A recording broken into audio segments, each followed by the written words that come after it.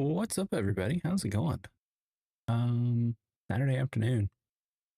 What a weird time to be streaming, but it's gonna be a good time because today is CitizenCon Direct for Star Citizen. A bunch of big news. Hopefully, lots of cool things getting released today, tomorrow, this week. Um, yeah, we got about 20 minutes before they actually start. I figured we'd hop on here and hang out. Uh, yeah, Stitch fan looks cool. Yeah, I mean, it looks okay, but yeah, we got like 20 minutes to hang out before they actually start. I'm going to go ahead and pop over because they have been showing some clips and stuff. Go ahead, pop over to the browser.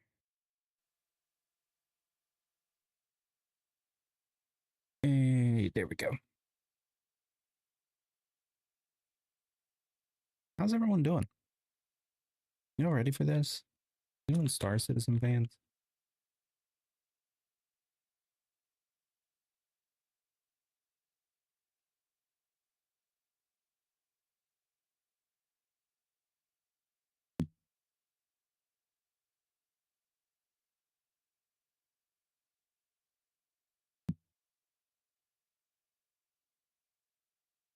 You may not be a Star Citizen fan, but you're certainly a Stitch fan, right?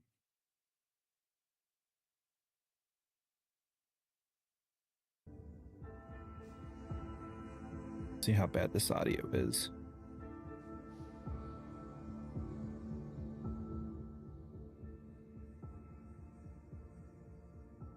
And pull them down some. At least for now.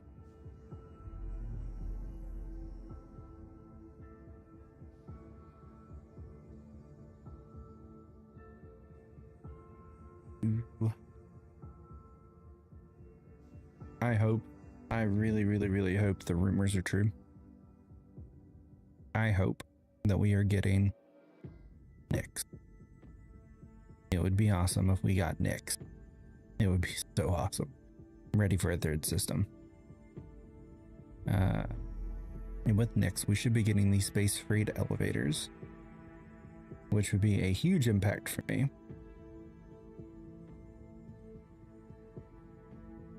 Looking forward to it.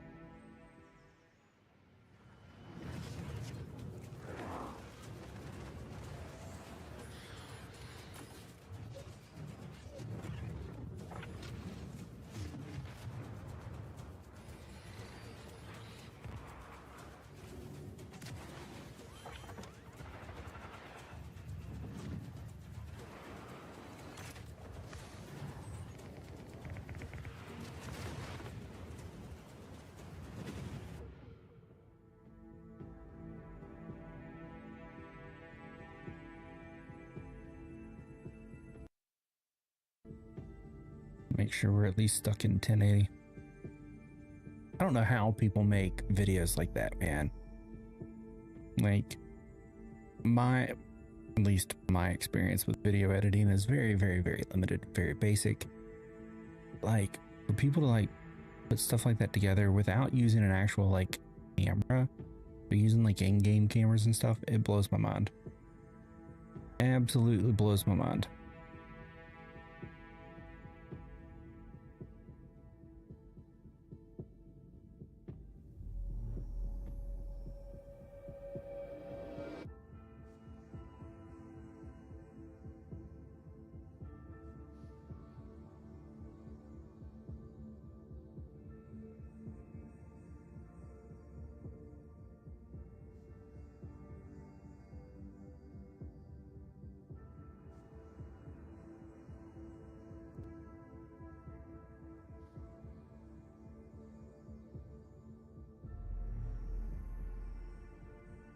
Oh, only 16 more minutes.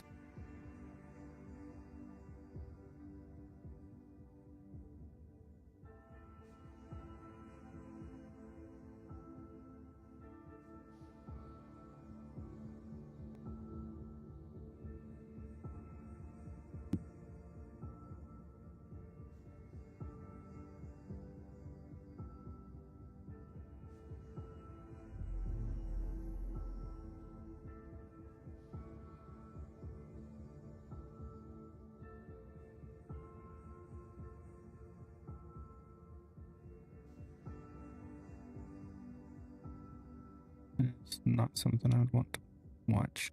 What did it say for me?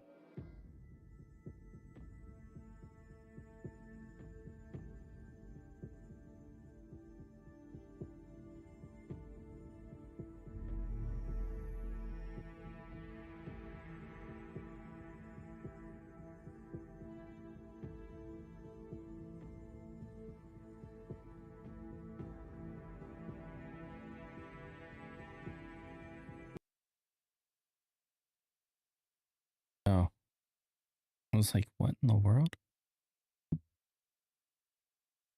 An ad.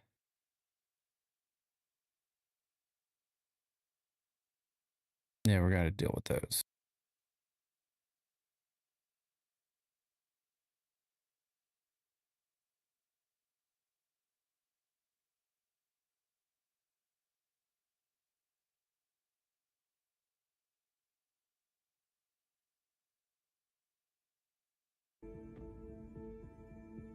I don't know why that muted. I wonder if there'd be less ads if we were watching the YouTube. I don't know.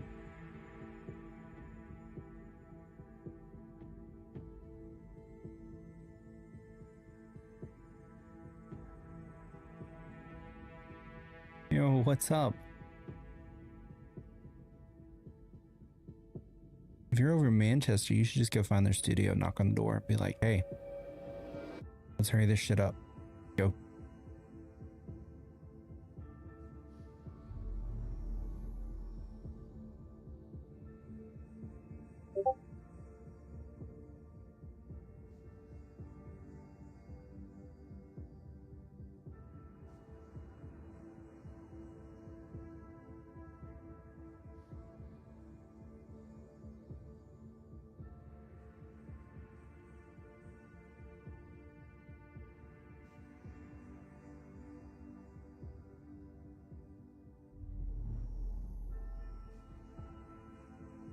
I really like this background.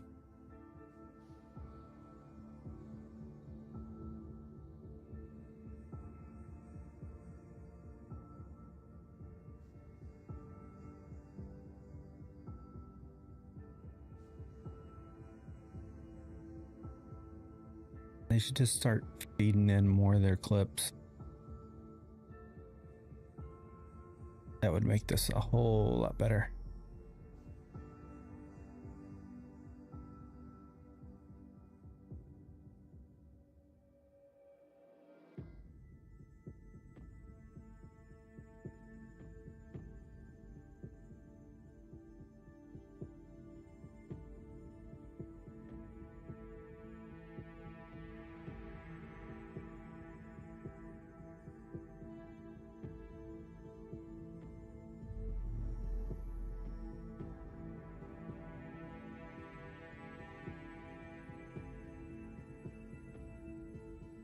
Good old USA. You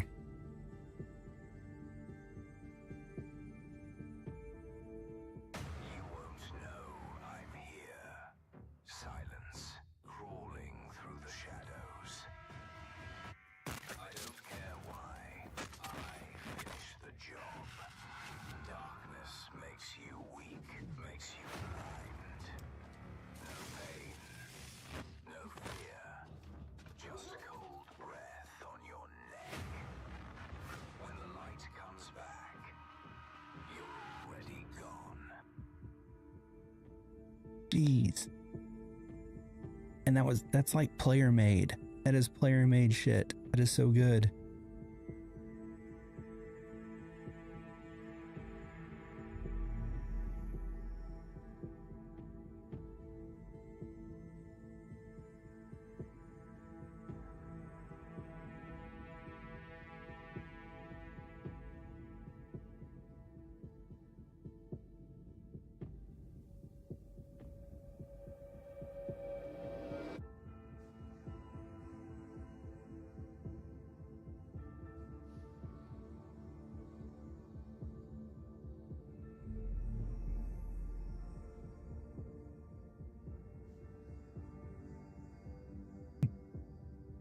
You know, I can say the same. I've always wanted to visit like the UK.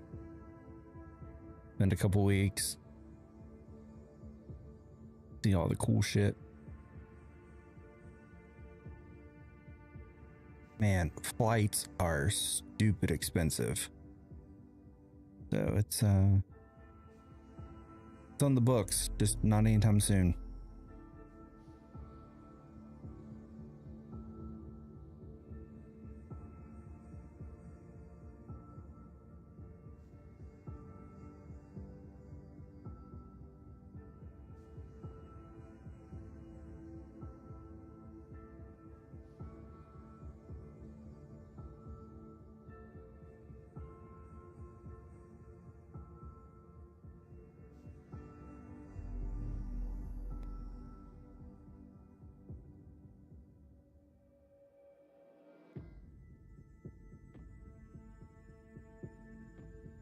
All right, less than 10 minutes.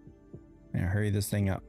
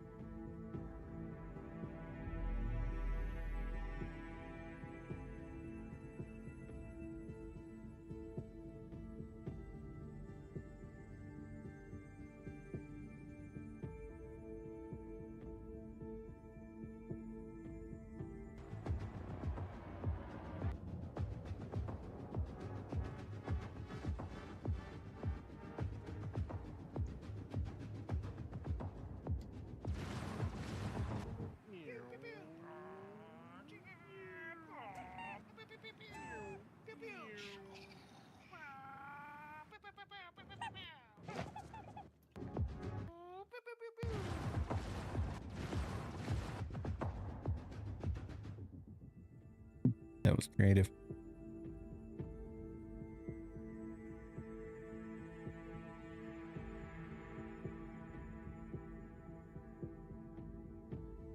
Yeah, like people just don't realize like the size and scope of the United States. Like it takes 2 days, 2.5 days just to drive across Texas. So there's a lot to do, a lot to see. If you're planning not to like road trip across the country while you're here, I would say either go to like New York area and just like see all the tourist shit. Florida, there's a ton of stuff to do in Florida. Or like hit the other hot spots like Vegas. You could do like LA and Vegas over on the West Coast. But yeah, you kind of have to take it in little bits because there's just so much.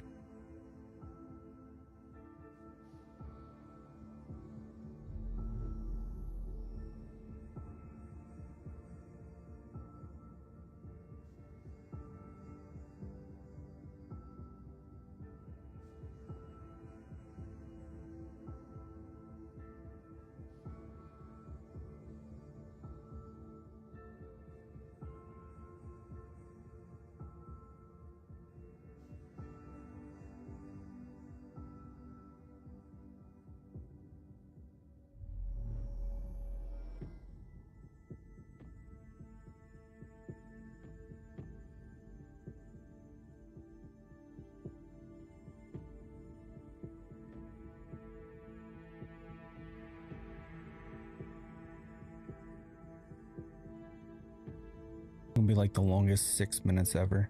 Jeez.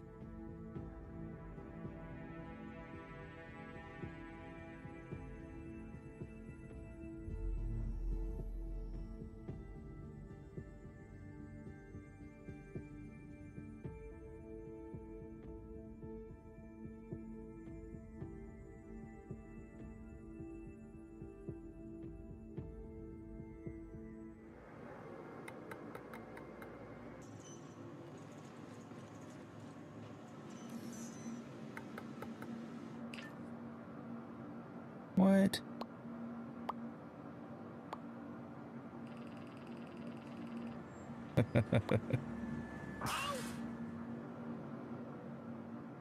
Yep.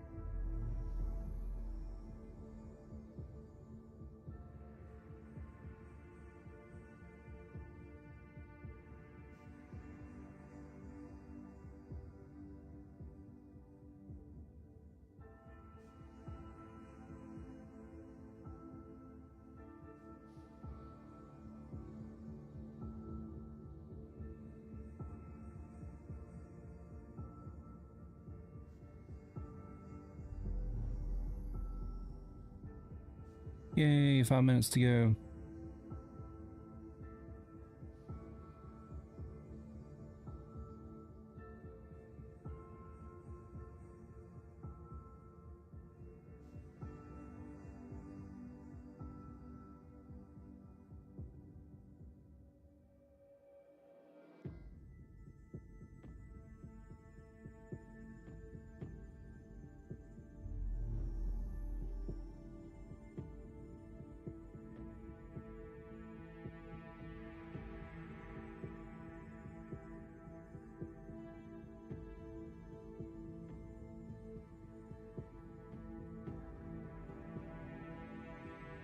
Oh, I love sitting here reading Spectrum, watching people bitch about things. It's so great.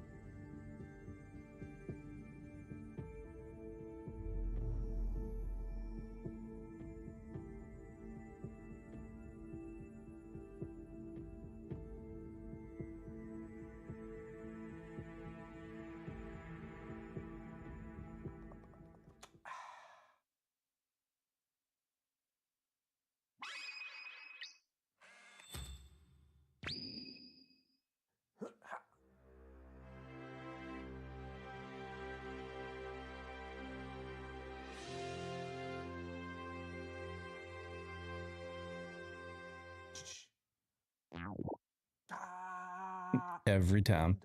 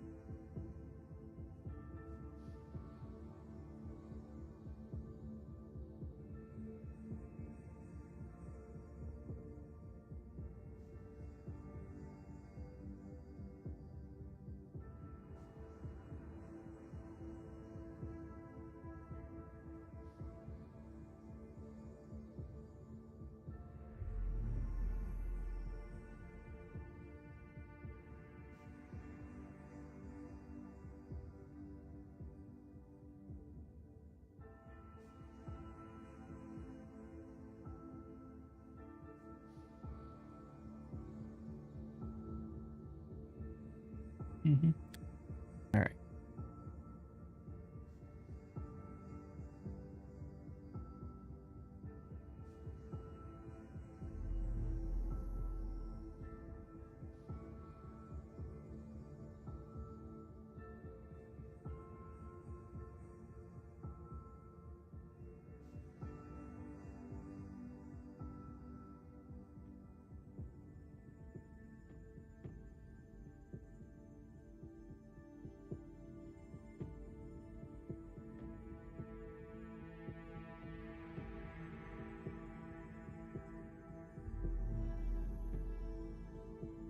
Here we go. 60 seconds. Hurry up.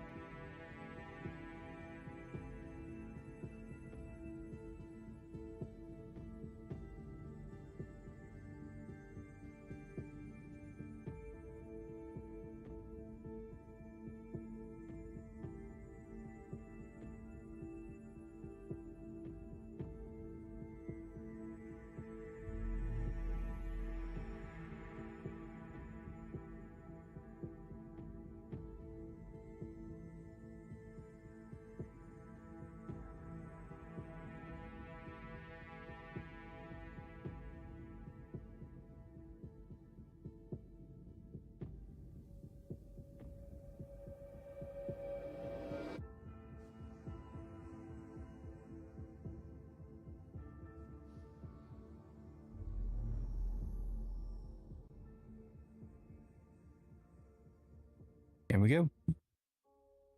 This year has marked a turning point in Star Citizen's history. We have finally moved past the question of whether we can build an architecture to deliver a universe with incredible detail at massive scale, seamlessly, and where thousands of people can all play together. Server meshing has been working pretty much flawlessly at scale for the past 9 months. It has brought a more populated and active verse with up to 700 players online and in the same space at once. It's greatly increased server performance and delivered a much more responsive player experience. I couldn't be prouder of the team. They delivered something no other online game does presently. There may be other games out there that claim large player counts, or even the ability to mesh, but none do it at our detail, scale, and seamlessness. Of course, there will be continued improvements to server meshing and to Star Engine, but having moved past this last big technological hurdle has allowed us to finally focus on quality of life and stability improvements, something that has long been overdue. We're about to deliver our 9th patch in 10 months, with content that has brought Star Citizen storytelling into new and exciting directions.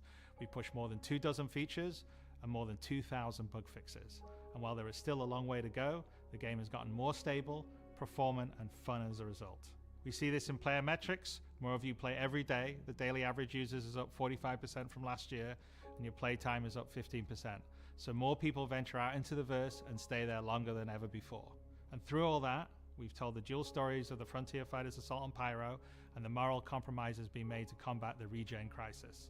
Now, as those stories come to a rest for the time being, it's time to look forward to the next chapter of Star Citizen, where the instability in Pyro and the callous actions of some pave the way to new adventures, new locations, and new threats. Last year, we announced our next Star System would be Nyx, home to the People's Alliance of Levski and bordering the Vandal threat. Today, we're proud to share that your adventures in Nyx begin not next year, but next month, when Star Citizen's 3rd system comes online in Alpha 4.4. 2 new systems in 1 year.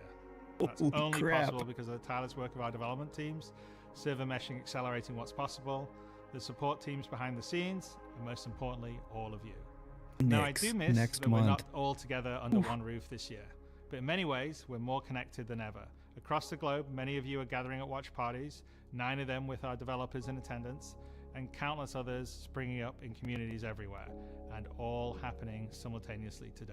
So even if we're separated by oceans and continents, we're bound together by the same passion for space, for discovery, and for this incredible universe we're building together. Whether you're at home or alongside your crew at a watch party, grab a drink, sit back, and let us take you inside our up-and-coming plans for the next year of Star Citizen.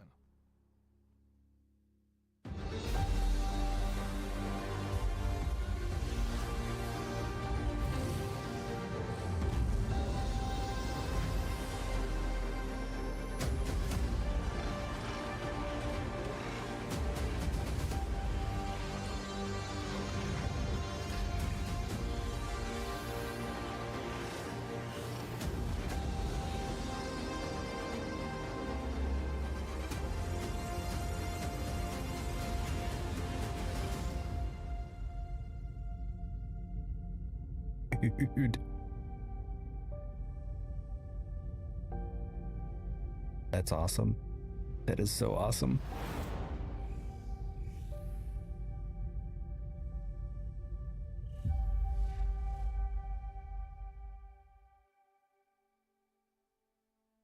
With the foundational technology now in place, the content development of the game is no longer restricted, allowing us to forge ahead with building out our first 5 star systems. Nyx will see the much-loved Levski landing zone added back to the verse, while also bringing you one of its most iconic landmarks, the Glacium Belt. Here, you'll experience a new combined arms operation that will introduce new factions and new adventures for you to discover. With this edition of our 3rd star system, we're also going to do something that's at the heart of the entire Star Citizen experience, and that is to build it right in front of you. As we have done this year, with the addition of several major locations, such as the Hathor facility or the Lazarus complex, we will continue to unveil new Nyx content throughout the year. It's a slightly different approach to how we deliver Pyro, but we feel this gets the content into your hands sooner and shows our intent as we continue our march towards 1.0. I'm so incredibly proud of the work our teams have done and are continuing to do, and we're excited to have you on this next step of our journey. And as with any journey in Star Citizen, that begins with a little story.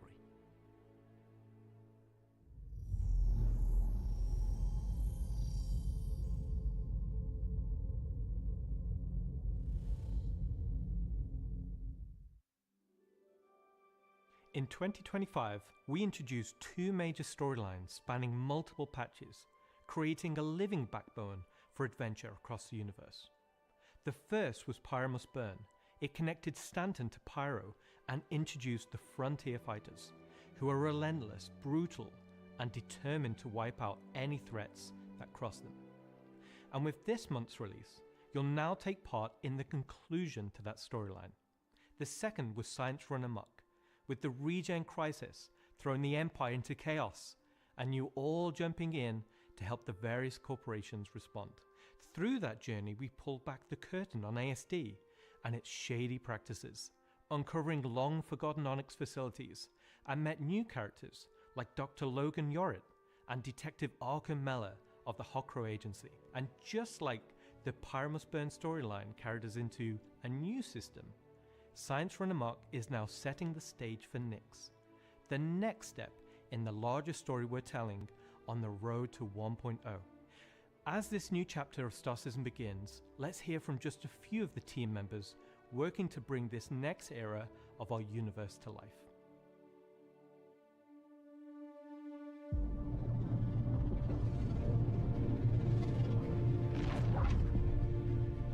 When the Nyx system was first discovered, the United Empire of Earth, the UEE, came out and did scans and kind of found out that the system wasn't really worth settling. The planets were too hard to terraform, the resources were too tough to get, so they opened it up. And one company saw opportunity where the UE didn't, QV Planet Services. And so they expanded into the system and tried to mine as much as they could, making a very slim margin by the sheer quantity of resources they were pulling out.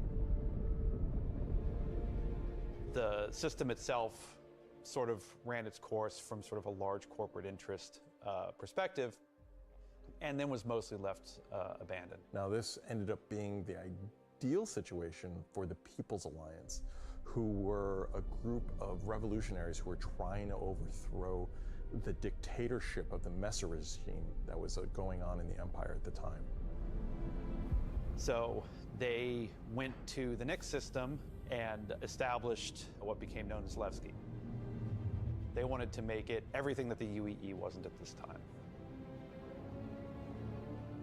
They set up what they saw as their ideal society, where everyone's voices would be heard, where everyone would be equal. But they've fallen onto hard times. So Nyx today is kind of at an interesting point in its history.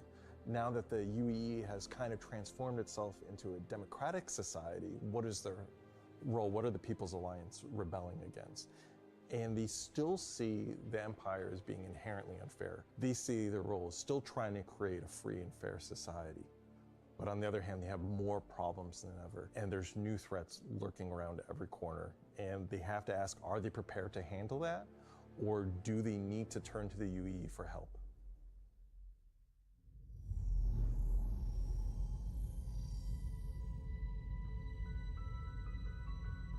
Making a star system is you approach it from kind of two angles in a weird way. What is this system bringing to the gallery? How does this new system plug into it, and what does it bring to the table from a sort of a flavor experience? We want to make sure that whatever it's bringing to the company is unique and has some flair to it. So the Nyx system is a remote system where people want to go and live free outside of the pressure and influence of the UEE. It's a remote and rugged system with a lot of hostility coming from the ever-present threat of Vandal. It's kind of like a frontier-esque thing. It's not lawless like Pyro, it's just kind of out there.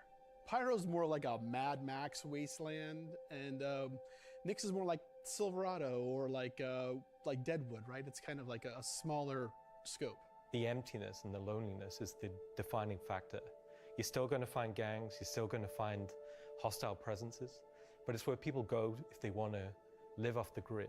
The People's Alliance is the main peacekeeping force in Nyx. They were unhappy with the direction that the Empire was going under the Messers. They got out. They said, we're just going to start from scratch, build our own society, but build it the way that we think it needs to be built. They're not perfect. They're just people, but they're doing their best. They want to help keep Nyx safe and make it prosper. They are trying to do the best that they can, but are faced with the realities of dealing with people, which is tricky. The Pyrostar is quite a warm star. Stanton star is quite neutral. And the Nix is a little bit cooler. The system has its star, and it has this dark, really, really dense gas, sort of nebulous cloud. And it has points of light scattered around it, and those points of light in this gas cloud is really, really hazy. So because Nix is bordering Vandal space, it was important that we have a gap in the Nix gas cloud where you could sort of just, in between the clouds, see a piece of the Vandal space. It feels so close that it's even like protruding some red light. The level designers are using it as an actual visual indicator of where to place more dangerous POIs. So if you point your ship in the direction of it, you should find, as we build it out, that you will be in more and more danger. And I think that's really cool. To give more atmosphere, I was testing out adding some sort of space snowflakes, essentially. So when you look towards the sun, you can sort of see that sort of like sparkle. But then when you look away from the sun, you'll see the reflections and sort of like little glints of light. For the jump points in Nix, we'll have 2 on this release. We'll have one from Pyro to Nix and one from Stanton to Nix. It should be going from Nix to Castra, but we're essentially bypassing Castra temporarily. Hey, we want to make sure you can get there any way you want. Glacian Belt is a huge asteroid belt that is in sort of the middle of the system. The Glacian Belt is a combination of a bunch of technologies that we already had. The asteroid fields we use for planetary rings and the gas clouds, and it's combining them to make something completely new that we've just not seen before. It's full of resources that are still left unharvested because it's kind of a tricky spot for mining. It's not the easiest place to go, but that means that there's still a lot of opportunity for independent miners to go out there. So the rocks in Nix are a bit more sharp. What's up? How's it Sort going? of like icy look, rocky, cliff-like, very different from those in the Pyro and the Stanton. One of the big differences too is all of that extra added movement that just adds a little bit of extra flair. It's also a good hiding spot for people who are trying to elude capture, maybe set up ambushes, that type of stuff. Yeah. Always feel way more interesting flying in those spaces than just, through empty void. And as we build out the Glacian Belt over the next year, lots of places to put new content. Delamar is a very large asteroid in the Glacian Belt that QV Planet Services had built. 100%. I would recommend Jump that got Space. taken over It's a ton of fun. People's Alliance and renamed Levski.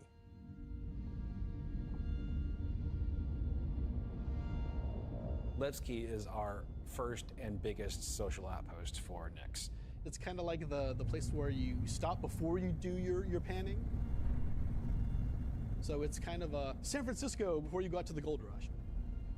It's going to be the central hub for trade and hauling and all of the commerce within Nix and also from Nix to other systems.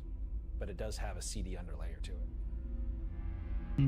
A CD Over the underlayer. years, you're sort of improving the generation method of those asteroids to culminate towards this specific point to make large, explorable location.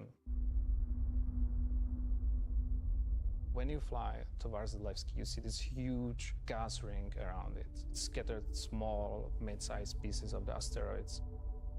Well, Levski is immediately apparently unique by the fact that it's a facility clamped onto the side of an asteroid. The breathtaking views of looking into the belt instantly gives it a unique charm and flavor. As you approach, you'll initially see a very dramatic borehole that goes all the way through the asteroid. you'll also see growing out from there and alongside Levski, there will be landing pads along what I'd call the spine. Lots of industrial pipes and transport systems to bring out the refined mining materials when it was a mining station. Before, we were using an actual planet, so we had all of the space available to place all of these structures. But now it kind of meant that we had to create an asteroid which has the appropriate size to. If we took the whole shot of the asteroid, you will see that there is an area to fly underneath. We plan on bringing in hull C gameplay, so this is exterior cargo elevators, so as a team you will be able to load and unload cargo. There's a lot more movement on the exterior, such as the cargo trains going around tracks. It's now going to be fully EVA-able. There will be walkways around the main landing zone to walk on using gravity plates, but you can drift off and kind of go wherever you want. They can explore fully the whole place, which is great.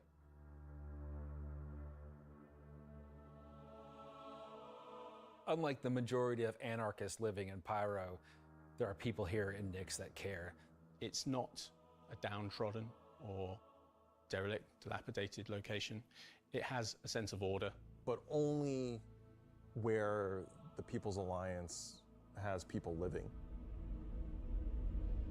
But we've had Levski before, and we've updated it quite substantially to be more in line with the newer features that have been put in since, but also visually, and there's been a lot of quality of life fixes that we've wanted to add and bring up to like a good standard for a landing zone.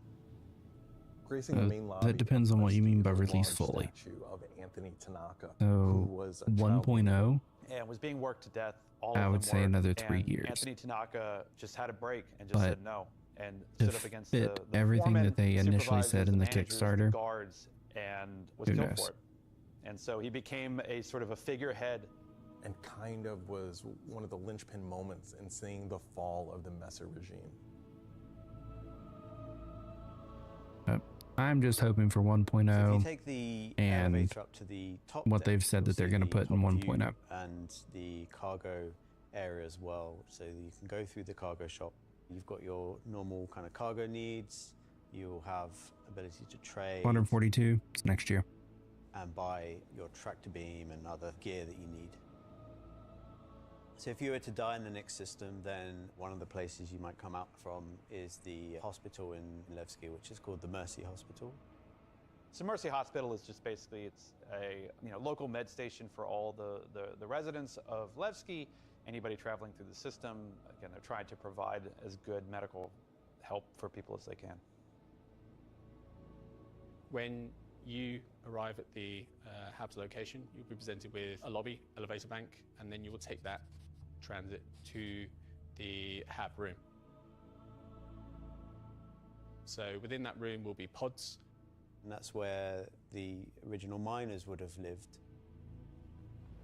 They're not the nicest, and they're a bit messy, but they're a home for people in Levski. If you head down to the lower view deck, you'll go through into the Grand Barter, which is your main social and commercial area of Levski. This is where you will see market sellers selling their wares. There will be stalls, there will be kind of more embedded shops. And that includes things like corderies, yes, which is your but armor only shop, if you can set the and also expectation that things conscientious will break, objects, which is for weapons. and there will be issues, There's and there will also be one of my problems, favourite and not places, everything's Cafe working. Museum, which is where you can go down When into you some can of get the in and more play it, rocky and it decks actually, and, everything just grab clicks and yourself a works, drink. it is the You best never know game who I've you ever meet down touched. there. If you explore a bit more around the Grand Barter, there's You other also need a pretty routes beefy around, computer to little play it too. Side passages. There's another shop that's away from that area called Teachers. Teach a Ship Shop is basically where you would go if you were looking to pick up a used ship, buy some ship parts, fix up your old ship, find some new stuff, sell some scrap. We've closed up Dumpers Depot for Levski, and everything that used to be sold there will now be sold at Teachers. Another new area, as well as the cargo shop that we've added, is a refinery deck for Levski. That's where you can take your processed goods, not just from Levski, but from the rest of the Nix system, and refine and sell those goods there. As a lot of the content in the next coming releases for Nix is going to be mining related. So it's super important that Levski is a really nice hub for mining type of gameplay. So we're really happy to bring Levski back into the game. It's been gone for quite a few years now. I think it really provided a unique environment of it's run down, but the people who live there love it and are working their hardest to make it a great place to live. This is a location that has a lot of nostalgia for you guys, and we don't want this just to be a re-release. We do want you to go, wow. It's not going to be as complete as Pyro was when it first came out, but it's going to be our first iteration, and you're going to be able to see it grow as we work on it. Like with everything, we're always learning and improving and finding new ways. I mean, is there anything more Star Citizen than just building the system while the players watch us build it around them? It's going to add a nice dynamic to Stanton and be a much more calming of, style system than Pyro. The people that would have played it before are going to love to see this come back, and the people that haven't seen it before, it's going to be a great new location. This is the first time that I'm going to be able to touch stuff and kind of bring my own content to the game, and that's really exciting to me. Levski coming back into the game is a huge milestone personally for me. So I worked on the original quite some time ago, so seeing it come back and updated and improved and better is fantastic.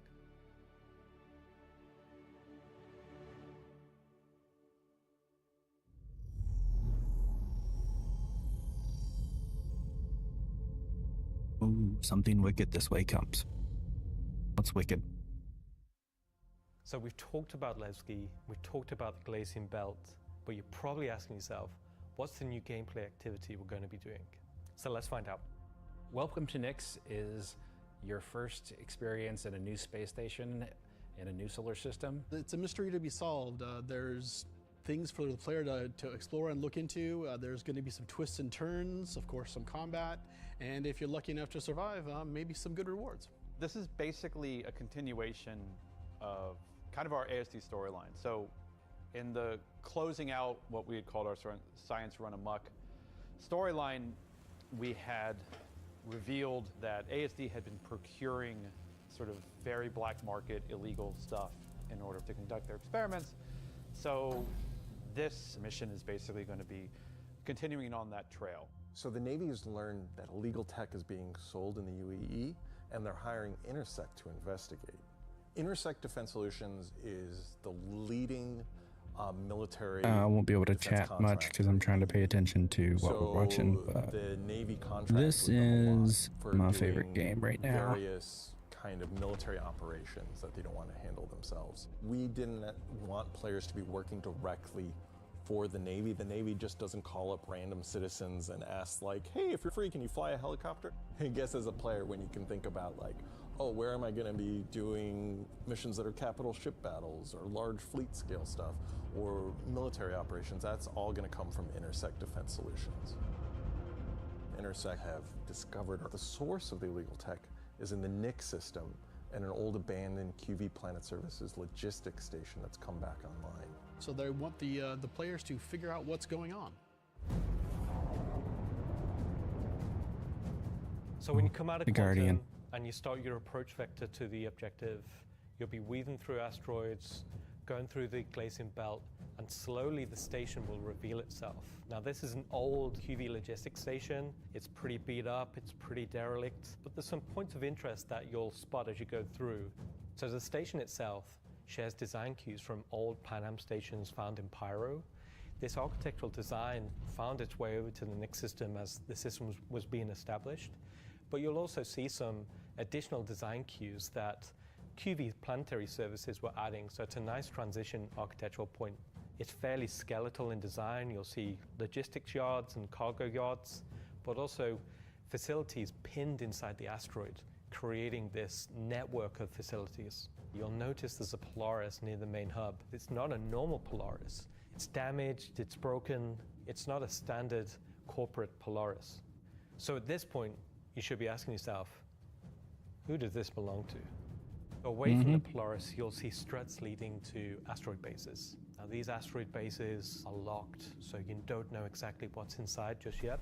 But all of this comes together to form the playground for the mission to take place. So not only is this facility unabandoned, but it's also under attack from a surprising but familiar foe.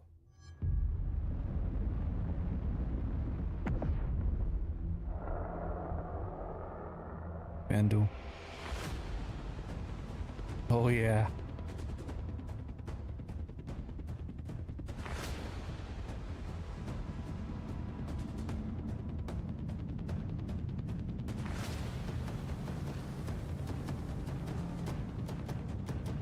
Oh yeah. For the first time in the PU, the Vandal.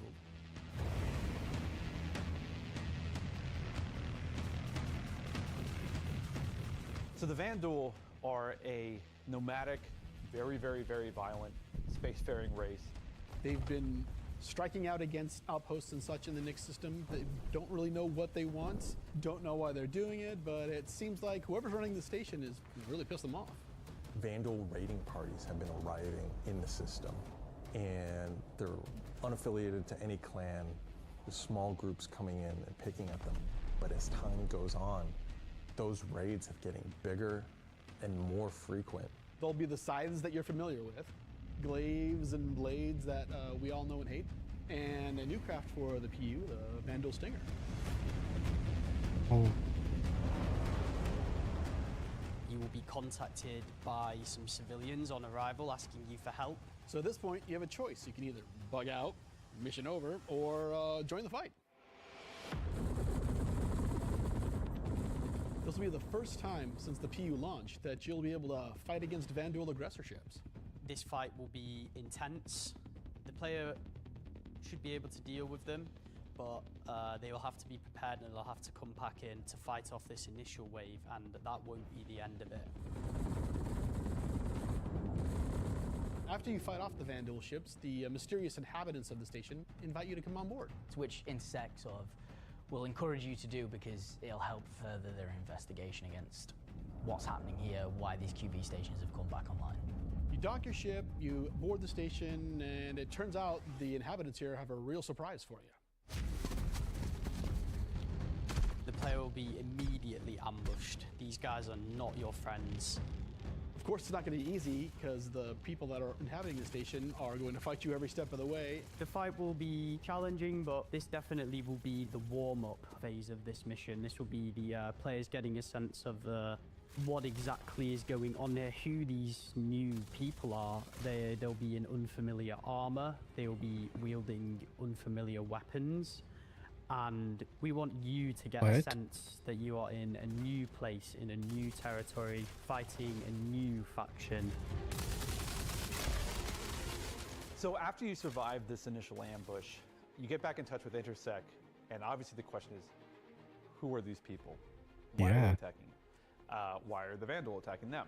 At this point, there's more going on here than anyone thought. The directive from Intersect is to explore the station and collect as much information as you possibly can.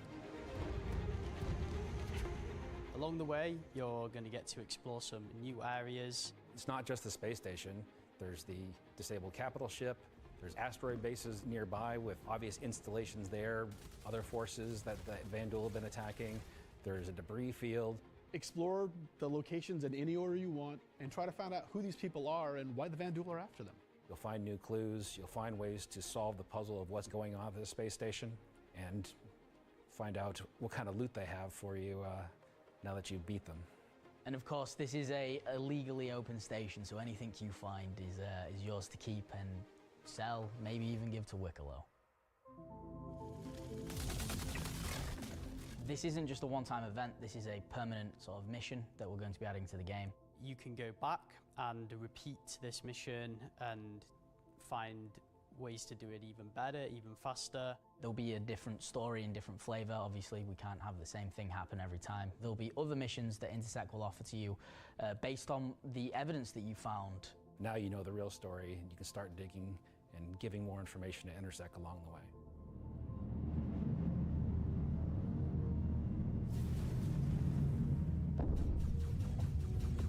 Gonna be so cool. I'm super excited to finally see the Van Duel in the PU. I'm excited to bring cool Van Duel ship combat to SC. Players in the PU will now get a face down these awesome ships and get a taste of like we already have it in Arena Commander, where you get to fight the Vandal Swarm, and being able to do that in the PU is going to be, I think, a heck of a lot of fun. So this marks a great milestone for us for not only pushing hard and adding great content this year, we're also being able to introduce the next star system and introducing the next landscape to tell new stories and add new gameplay beats into the ever-expanding universe. So we'll leave 4.4 there. If you're at one of the watch parties, please raise a toast to the great work that all the teams have been doing this year. And I'll be right back in just a few minutes to look ahead at some of the things coming in 2026. Hello, everyone, and welcome to the Voyager Bar in beautiful scenic Orison, where the staff of Cloud Imperium Games Manchester is gathered for their very own CitizenCon Direct watch party. As the dozens of such events happening at locations around the world, we've gathered today to watch this sneak peek at just a little of what the next year of Star Citizen has in store for everyone. Oh, that was really good, everybody. I'm Jared Huckabee, your host for the festivities and for the show today, and let me tell you, it's not a joke, it's not a gag. Next week, we're hitting our 9th patch in 10 months, and then in November, we're going to finish out the year strong with the long-awaited arrival of the Nyx system. And in case you missed it because you were chatting with friends, hi. It's not the lawless wasteland of Pyro many folks have been speculating, but an independent system with its own set of rules and laws and multiple ways to get there. It's an exciting time for everyone at Cloud Imperium Games because, as the architects of our persistent universe said at the start of the show, the foundational tech that we've been building for so many years has now unlocked us to bring more to Star Citizen than ever before as we continue our journey towards 1.0. Now, before we continue with the show, let's get a few housekeeping tasks out of the way. First, we're simulcast on YouTube and Twitch. So if you want the keen communities of Twitch or the 4K ultra high resolution of YouTube, you have your choice. Second, throughout the broadcast today, we want to see and hear what you have to say along the way, and you can tell us on social media by using #CitizenCon. We're especially interested to see any photos from those watch parties that are happening across the globe, and we're going to find some way to bring a few of them into the broadcast later in the program. Third, we've also had a CitizenCon contest going for people to create their very own slice of life in the PU videos, and we played the winning entries during our pre-show countdown. The offerings were super varied. The idea was to work with a team to show the life of a miner or a hauler or a bounty hunter or whatever. But one guy just said, I'm going to make a video about how awesome I am. And I respect that. So shout out Nocturnal Revenant. I don't remember if you were one of the winners getting an L21 Wolf from Kruger for their efforts, but you won the coveted Disco Lando Complete Narcissist Award. Good job. And to all the winners, I'm sure someone will either be in touch with you about your wolves or they'll just show up on your accounts. I really don't know how that process works. Probably would have been good to find out before the show, huh? He's so afraid. Either way, if you missed the pre-show and are curious if you won, you can check the replay after we're done here today. All right. I just realized that my bosses, Chris and Sandy, are sitting in a movie theater watch party in Switzerland right now. A completely captive audience. So real behind the scenes here. This is especially torturous for Chris right now because he's super excited about the next segment we've got coming up. Aren't you, Chris? And you're just sat there right now, forced to watch and listen to anything I say. Do either of you regret that decision so long ago? All right, so I've probably pushed my luck enough. Let's get to the next thing. When Nyx arrives next month, it'll have Levski, the Glacium Belt, and the new Welcome to Nyx operation we just discussed.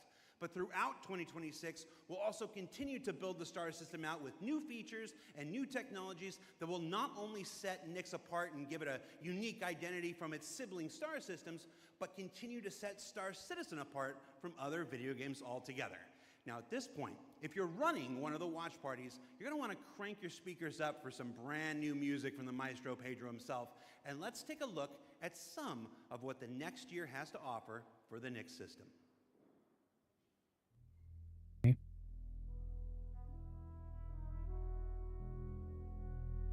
Breaking new ground.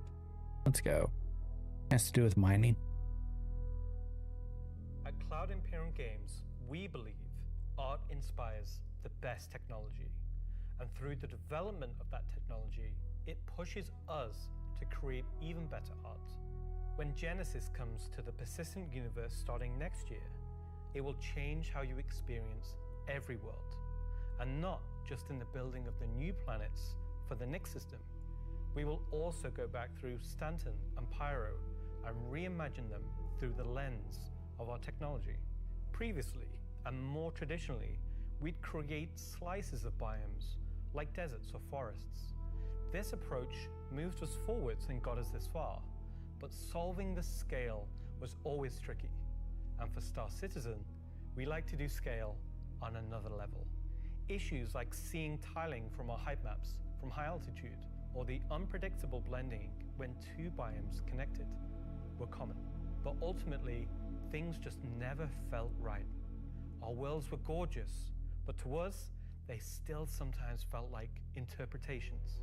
Now this was a super hard problem, which we needed to solve at the scale for Star Citizen requires. We challenged ourselves to emulate nature in the most believable way, and not just on a planetary scale, but to our level of detail.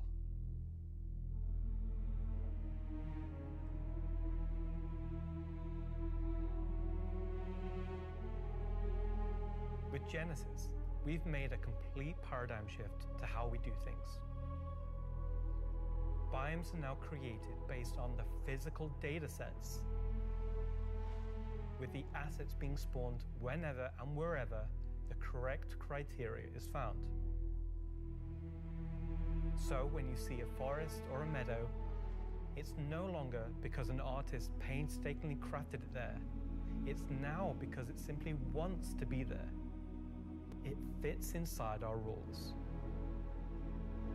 Genesis also ties into our other gameplay systems. Our new planets are built from the information we create for our different datasets, like height maps, humidity, temperature, soil type, soil amounts, geology erosion data, to name but a few. This means you can now tell where to find valuable minerals as the geology looks like it would be suitable for it. Where scree piles exist below sheer cliff faces, and where rocks have broken off over time due to erosion. Of course, these new tools still give us the ability to direct the look and feel we want. The attention to detail from the tallest mountain to the smallest flower is still our core DNA. With Genesis, we can now keep that detail-orientated mindset as we focus on the quality, and it provides the quantity. Genesis provides our planets with the ultimate sense of exploration and adventure, discovery in the purest emotional form. We want you to find that perfect place, with the planets providing an abundant resource to harvest.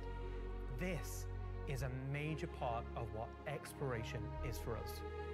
We want that feeling of finding a corner of the universe that you'll fall in love with, and where you want to settle down and build your home. Now I'm going to hand you over to Will to go deeper into what we have built that allows Genesis to realize our vision.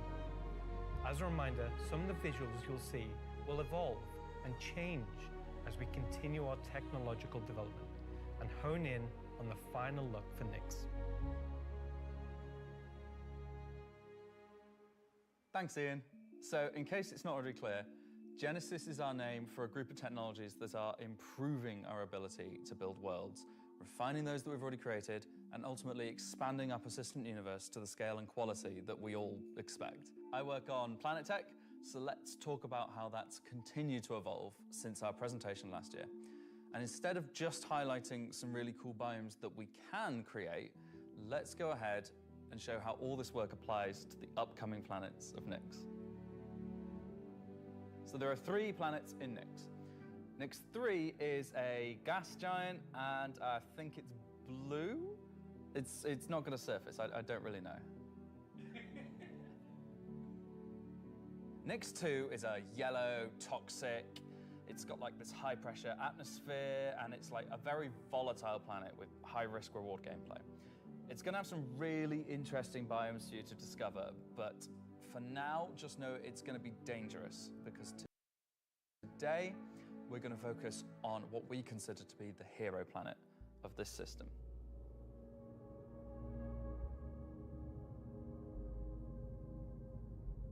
Nyx 1 has got a rugged, remote beauty. It's got a diverse set of biomes, from weathered rocky mountain ranges to vast sweeping forests and grasslands, and from damp, expansive wetlands to claustrophobic, festering swamps. These core biome concepts give us a fantastic platform to hone our technology, in some cases because the current tech couldn't do them at all, or because we want to completely step up our game for them. So, let's approach this planet in much the same way that you, the player, will, from orbit. The orbit appearance of the planets going forward is far more tied to what is present on the surface. Previously, we had different data that drove the orbital and ground coloring. That's because the orbit was designed to look like vegetation that we'd place on the surface, and the ground coloring was trying to be a mix of soil, rock, and the organic compound coloring that forms the kind of colors there. Now we author much more of the data in a unified way. When you look at Earth, you see blues and greens for ocean and vegetation, and brown or yellowy tones for sand and soil. We wanted to keep it as simple as that. The same set of textures and data that define the color of the soil, sand, and rock on the ground are used to create the orbital look. We then assess the presence of vegetation and competition between different species on each part of the planet, and use that to blend in tones of green, including variations due to species health and the current season. This creates a far more complete image and allows you to identify features, geologies, and potential points of interest all the way from space. I guess if it's fall and the leaves have turned, it may not be green. Something closer to what you're used to, but in a whole new light.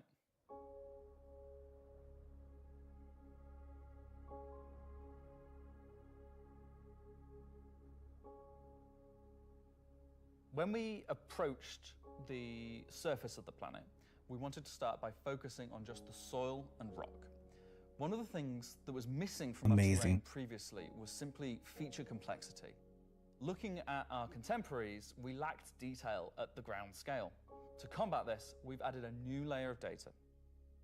That layer is called the medium tiles. These are intelligently placed on top of the existing 4-kilometer terrain tiles based on slope, soil type, and other erosion data. And these medium tiles don't just create height changes, they also bring in local erosion data both for soil and bedrock size values.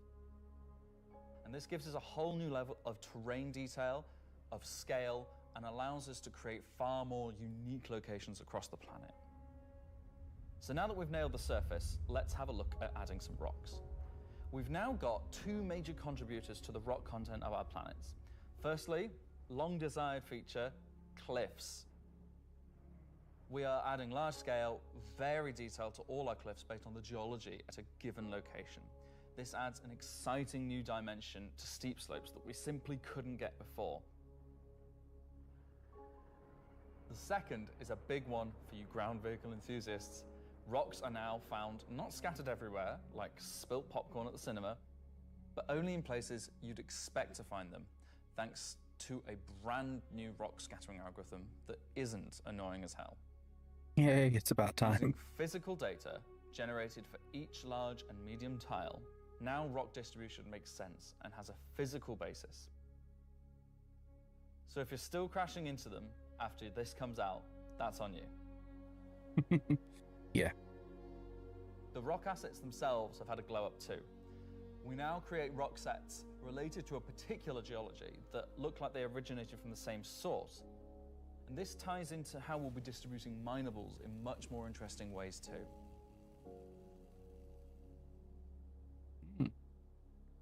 So now that our base terrain and rock scattering looks good, let's add some vegetations and explore some additional biomes.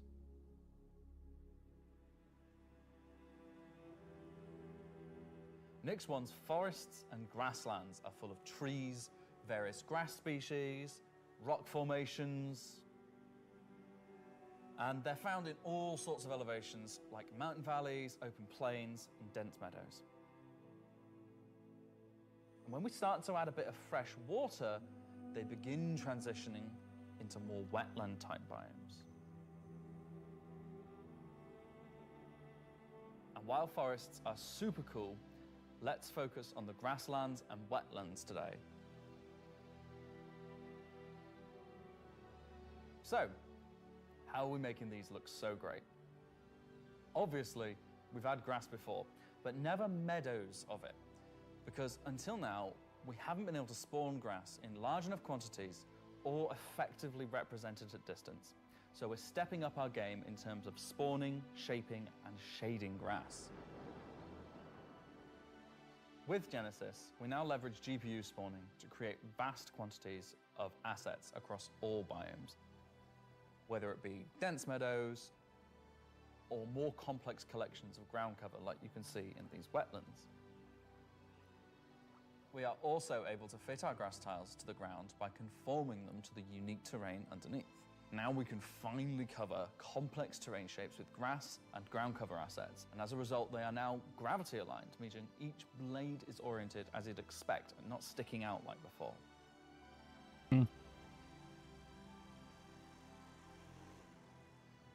Next, let's take a look at how we light our grass.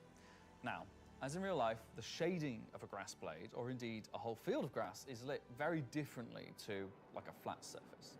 We now use a solution that shades meadows of grass far more like fur or hair. And this, if you think about it, makes sense. At a distance, a field of grass is far more like a carpet or cloth than a flat surface. This improves how our grass looks from a near perspective, as well as bringing us nicely into how we're solving the distant representation of grass. So, let's talk about the distance problem. One of our biggest achievements with Genesis is allowing us to build beautiful biomes out of flora and geology assets like a building set. Can I say Lego? No. Too late. But in the past, this broke down very quickly when objects simply disappeared when viewing the same biome from 10, 20, 100 kilometers away. Because we don't hide planetary transitions and allow you to view complex regions from very large distances, there are almost infinite perspectives from which you can see a location in Star Citizen. So, how can we afford to evaluate complex spawning logic at runtime for the entire swathes of the planet? Enter the virtual terrain. Virtual terrain, or VT for short, is how we now cache and represent our terrain at varying scales. This has been the enabler for all of the lovely advances in terrain complexity and asset spawning we've shown so far. And it's also how we now evaluate and represent vegetation from a distance.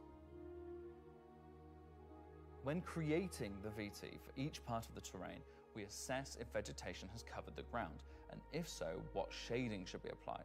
For all of our biomes, we're now able to use the same shading model for the distant representation as the close-up asset, whether that's our lovely rolling hills,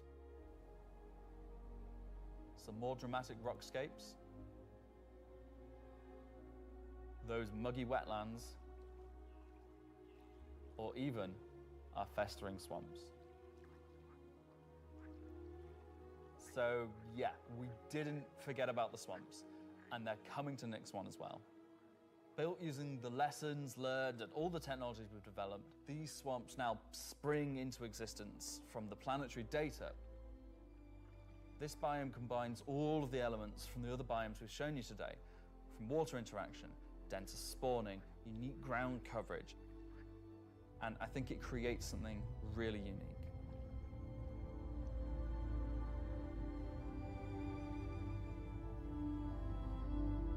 Hey, thanks for the follow, man.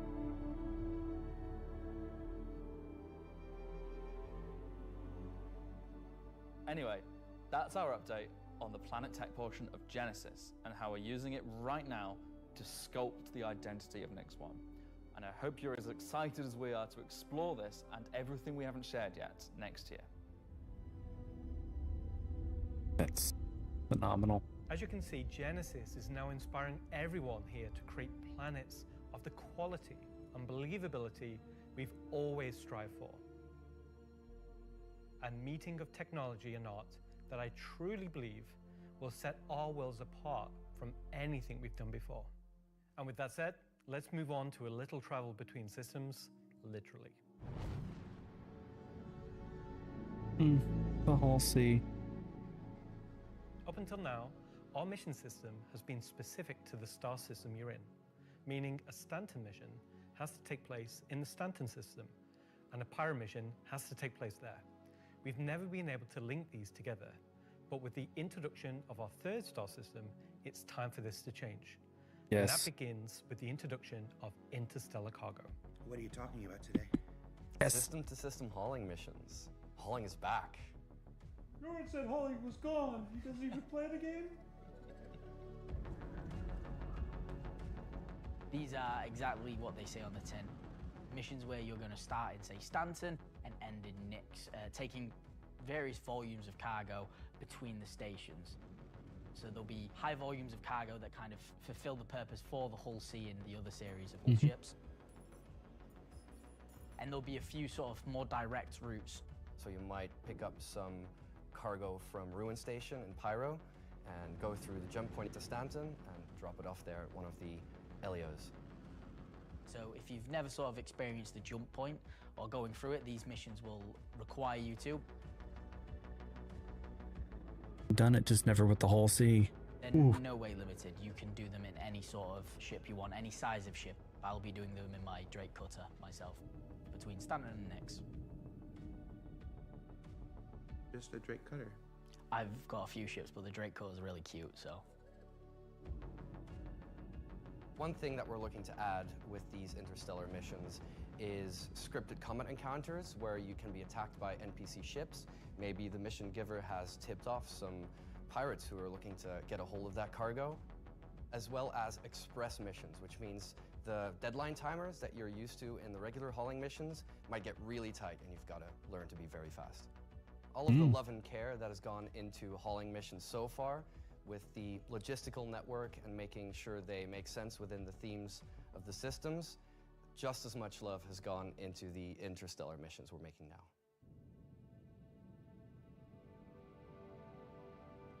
At the start of the show, we said we was going to build out the Nyx system right in front of you after 4.4 launches next month, and why we want to keep as much of what we're doing behind closed doors so you can discover it for yourself, in-game and on your own. We still are excited to share with you a brief look at one of our up-and-coming locations we're calling Rockcracker.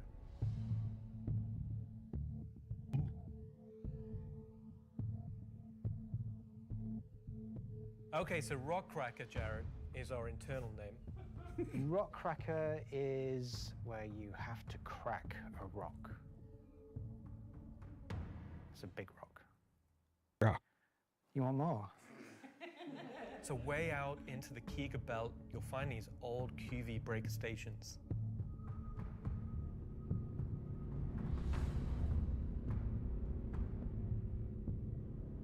These were originally industrial facilities breaking apart large asteroids and mining them down. But since they've been mothballed and been left abandoned. So you're going to have to find your way inside and thinking about how do we bring this facility back to life. It's not just about flipping a switch. As you bring these stations back to life, you'll be lighting the beacon and calling attention to these long forgotten places. One of the main features is the laser head, which will require certain things to get working. It's up to you and your friends to find how to get in, There'll be a variety of options. Whether you're discovering the bowels of the station and mining your way through long-forgotten tunnels,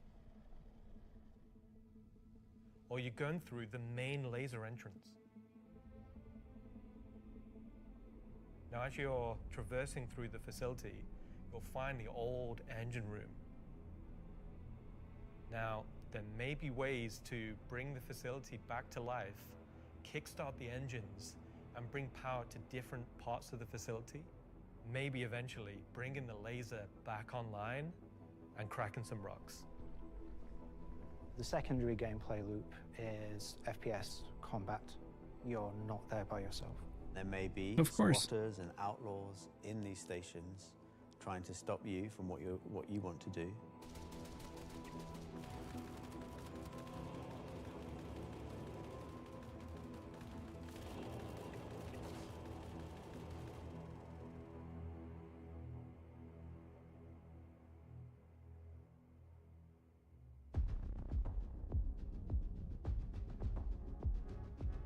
So you've found these old facilities, you've brought them back to life. You've systematically brought power to various functions of the facility. You've activated the laser.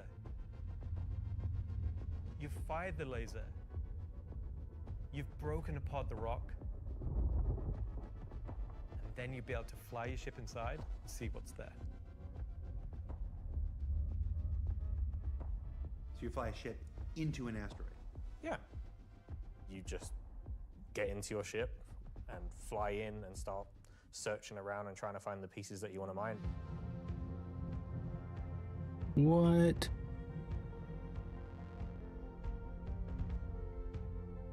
I'm really excited about Rockracker because it's a sandbox activity. You can kind of go to these whenever you want to. This content is for players who enjoy mining, who enjoy exploration, investigation, and don't mind a little bit of FPS content while they're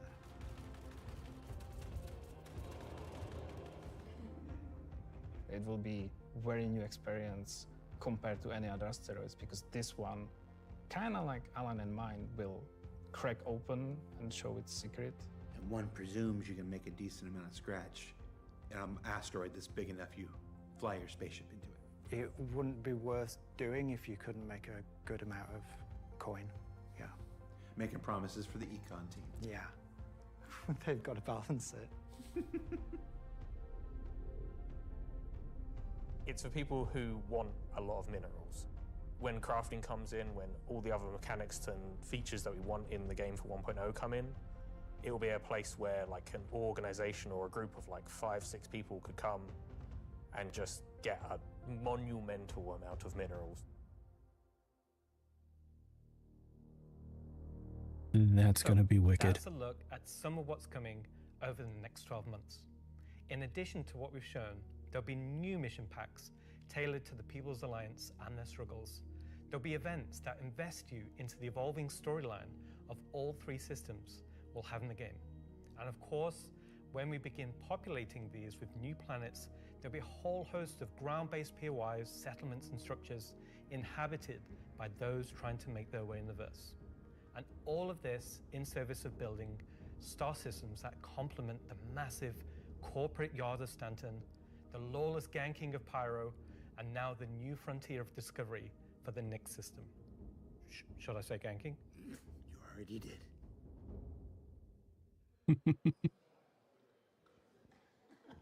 Good job, everyone. So yeah, a whole lot to take in there. Interstellar hauling is the beginning of a massive expansion to the mission system that'll let us connect these 3 star systems like never before. What else we got? Rockracker. Rockracker is just one of the next operations that'll be coming to the Nyx system in the first half of next year, where you're going to fly into an asteroid and do that thing that miners love more than anything else. Complain about PvPers getting in their way. Mm-hmm. No, I'm being told it's mining. It's mining. And of course, one of the most anticipated features coming to Star Citizen, Genesis, and what that means for the planets of Star Citizen, including the ones already in there. So let's talk to Will Hain and find out more. And I'm just remembering that Will Hain is in France at the watch party. Okay, France. Ask Slarty Bartfast over there how they're going to use Genesis to update the planets and moons of Stanton and get back to me, all right? and see if we can get some fjords. What else we got?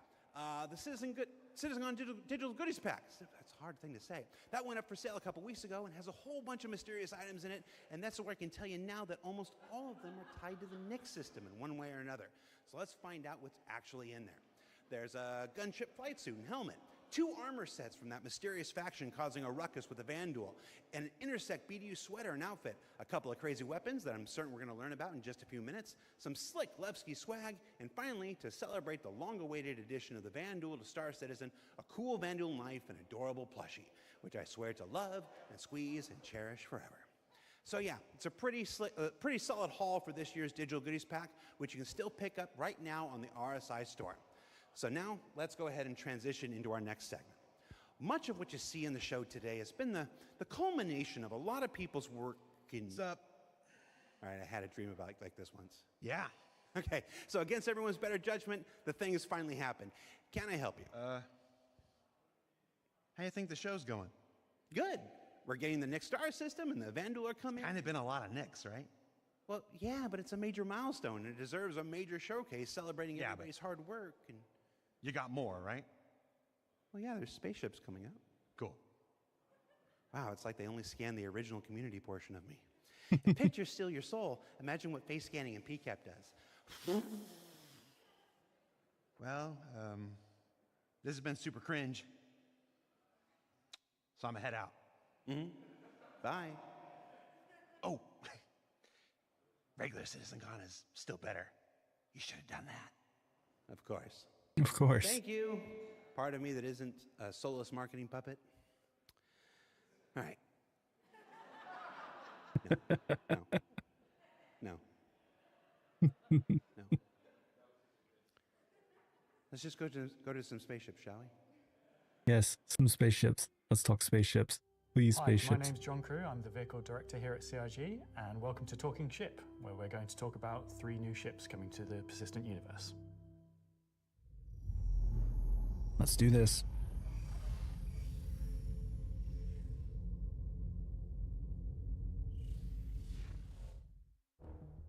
The last year has been pretty hectic in terms of vehicle deliveries. I think we've delivered the most we've ever done in a 12-month period, and we've covered all the way from tiny little snubs all the way up to capital ships. We've kind of filled out a few little gaps. We've introduced some new ships by some old manufacturers. You had the Polaris come out, and obviously people have enjoyed playing with that. We snuck the Idris in, without none of you is expecting it for a while, and it's been a busy year. It's nice to start revisit some of the older catalogue and some of the bigger ships again. I think my favourite ship from the last year is a tie between the Wolf and the Golem. Favourite ship in the last year? Probably the Wolf. I feel like it's the obvious one. I'm trying to think of something else, but I really like the Wolf. Everyone's mentioned the Wolf. The Wolf. Everybody loves the Wolf. The Wolf is nice. Obviously, a return of Kruger, a completely new aesthetic to the game. The Wolf was, it was kind of everything we set it out. Need to do some space combat in mine. I haven't done that yet. Yeah, I'm going to say the Wolf.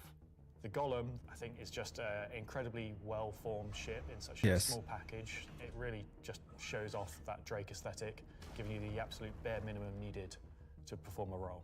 I honestly do really like the Zeus. I think it came out really well. It's kind of hard to pin down a favourite, to be honest, because we've released, a lot of really cool ships. Next year, we've got some super exciting ships coming up.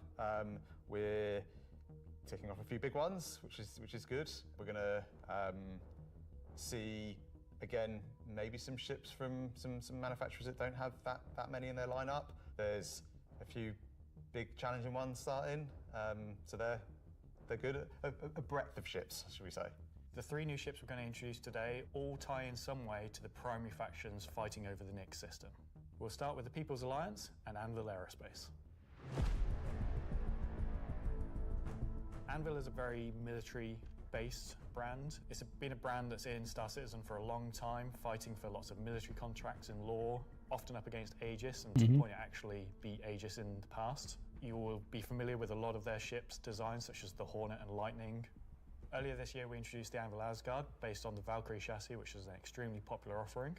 And this year, we're bringing the concept ship we introduced last year, the Anvil Paladin, to life. The Paladin is a gunship from Anvil Aerospace designed to support ground operations. A gunship is a ship that's designed to stay in a sustained firefight, while dealing a lot of damage, also taking damage. We don't have a lot of gunships in the game, the true dedicated gunships. They are quite a tricky archetype to control in game without being too powerful. It's designed with a lot of firepower and high armor and health, but very low maneuverability. It's multi-crew, it's just built purely for battle. It's got lots of armor, lots of guns, big guns. Oh, Matt's gonna love It's got a very this. similar squat Oh, kind shit. of form to the Valkyrie. It kind of reminds me of, I guess, like a pit bull. Obviously a very menacing silhouette. It looks quite forward-weighted in its stance. It feels like it's coming towards you even when it's just sat still, and I think that's something that helps with it feeling intimidating. If we swing round, following the ship round clockwise, what you'll then see is the first of the side turrets. If you notice the canopy, you'll see that there's a fairly thick space between where the glass is and the hull exterior. That's because it has deployable armor, which can come out and give you a little bit more cover while you're actually attacking the target head on. It's got these really nice kind of dual connected wings with the turrets out on the sides, just to try and give as much kind of range for those turrets as we can get.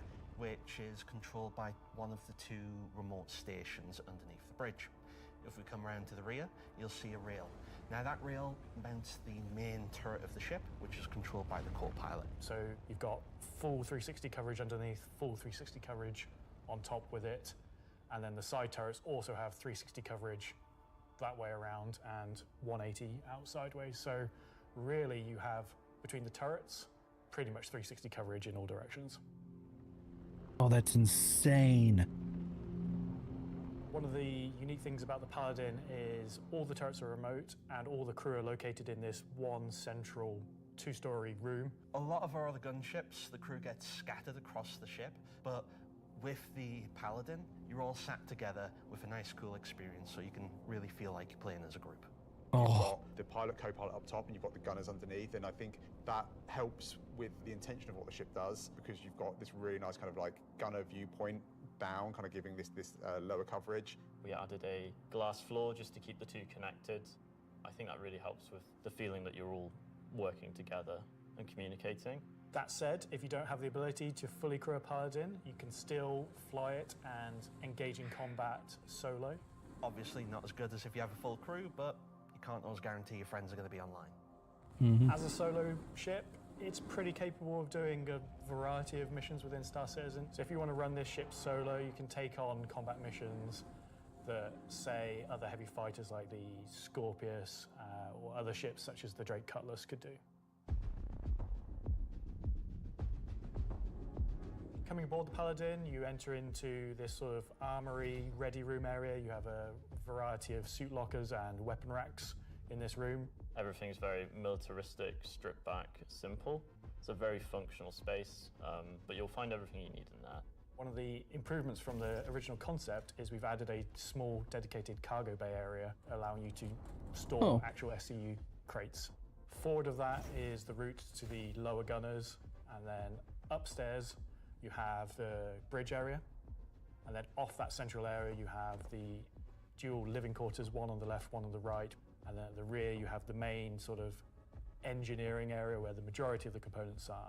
Also within the upper traversal area you also have a little breakout area with seating, food machine, toilets, etc.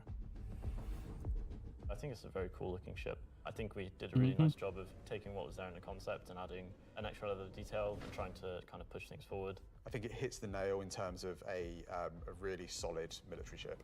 It's really complementary to some of the other ships in the Anvil lineup, so something like the Valkyrie, where you've got this big drop ship. Freaking crazy. The Paladin's there just to make sure it's safe, make sure no one messes with you, and just basically scare people away. The thing I like most, I think, about the Paladin is that it's very clearly got a crew of 4, and they all kind of work and operate under the same conditions. You know, the pilot, co-pilot, and the 2 gunners, they're basically all equal on the ship. There's one toilet, everyone's got the same style of bunk. When they're at work, everyone's at the front of the ship together. It's really odd to me that you call that, you like that there's one toilet for 4 people. Well, you know, it's you all work together. You're all equal at work. The toilet seat never gets cold. Toilet seat never gets cold. Yeah.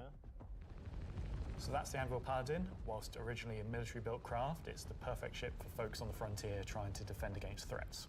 And talking of threats, let's move to our next ship, a replica from Hesperia. Hesperia are a high-end manufacturer. They specialise in recreating exotic and particularly alien spacecraft. Effectively what they're doing is they're remanufacturing them, making them a little bit more suitable for kind of human flight. And the latest offering from Hesperia is the Vandal Stinger. The Vandal are big, scary space aliens. They're like 7-foot-tall, evil war race that sort of take over, steal technology, absorb it, fuse it all together into their own needs. They are the relatively nasty aliens that you sometimes hear about and haven't seen much of yet. They also make really cool spaceships. The Stinger as a Vandal heavy fighter was reserved for their higher tier sort of ace pilots or high-ranking members within their clans. The Stinger is a competitor to something like the FA or I guess the Scorpius. It packs a lot of firepower in quite a large frame, so it's a very, very tanky spacecraft. The firepower is almost unrivaled in terms of just both the number and the size of them. So it's there for players who don't want agility. They don't want to be in and out quickly. They want to be there brawling with big guns and taking all the hits. One thing Hesperia have done differently with the Stinger is they have done away with the majority of the bespoke weapons. They heard everyone's complaints about the glaive and blade and have stripped off the original Vandal weapons to allow customization for standard human weapons. With the exception of the single size 5 gun. Because it was too well integrated into the hull, even for Hesperia to remove. All the additional weapons are generic mounts, so they can be swapped with any of the existing lineup that we have in the game. By doing this, provides greater flexibility to the end user, and this is something Hesperia wanted for the civilian market. For that one bespoke weapon, the size 5 plasma cannon, functionally it is the same as the existing size 5 plasma cannons on the Scythe and Glaive, but it is a sort of Gen 2 model and wraps it in a different aesthetic compared to those models. You'll see they're very much older Vandal styling. This is much newer Vandal styling. But underneath it is the same weapon that people have used for years. Our job as the vehicle art team on the PU was to take the Stinger from the squadron That is team a and prepare nice for looking lighting the ship. PU. I'm gonna We took an opportunity to take, you know, this May really have to well get one. established art style and, you know, add extra details where needed. So the exterior is a real blend of these kind of hard surface, kind of rare alloyed kind of wings, and then underneath this real kind of organic structure that kind of webs all of the ship together. You know, it connects the thrusters in, it connects all the kind of underside of the vehicle and pulls the whole ship together. You can tell it's very different from the Vandal ships that are currently in the PU. If you take, for example, the way the cockpits are constructed. Up at the front, we've got this big kind of bubble dome that gives the cockpit quite a unique shape compared to some of our other ships, and also gives the pilot a unique position within the ship and kind of gives great visibility out the front. Boarding the Stinger is a little unusual compared to other ships, obviously being alien in nature. You're going through a ramp at the rear, and it leads you kind of straight up into the belly of the ship. There's, you know, lots of organic detail, rib cages, kind of strange alien forms. On entry of the cockpit, the seat kind of comes down towards you, and you kind of climb over the back of it a bit like a motorbike. You're basically riding into the cockpit. It feels very much like you're being like carried inside the cockpit. Into the traditional prone flying pose that Vandal pilots use. I'm very happy with the Stinger. I think the team done a really good job of making something that feels different, it feels alien, but it suits our lineup of ships and it suits our universe. I think the guys did a really good job of respecting the, you know, the direction and vision from the original Stinger and Vandal ships and Squadron. We've tried to take a lot of inspiration from movies and other science fiction material, but I think it sits well within the Star Citizen universe. So we have the Paladin for the People's Alliance. We have the Stinger for people that really like Vandal and want to try and pretend to be them. But what about the other mysterious faction we have running around? So Gray Chowdhury got his start as he was working at a cargo center out in Odin. He started being able to get his hands on some stuff that other people couldn't, items that necessarily you couldn't find on a store shelf, but you wanted anyway. I think Gray is interested in, happy customers. Gray just sees themselves as a conduit to get these things in the hands of people who would appreciate them. And I think that his latest offering is really going to turn some heads. Okay. What's up?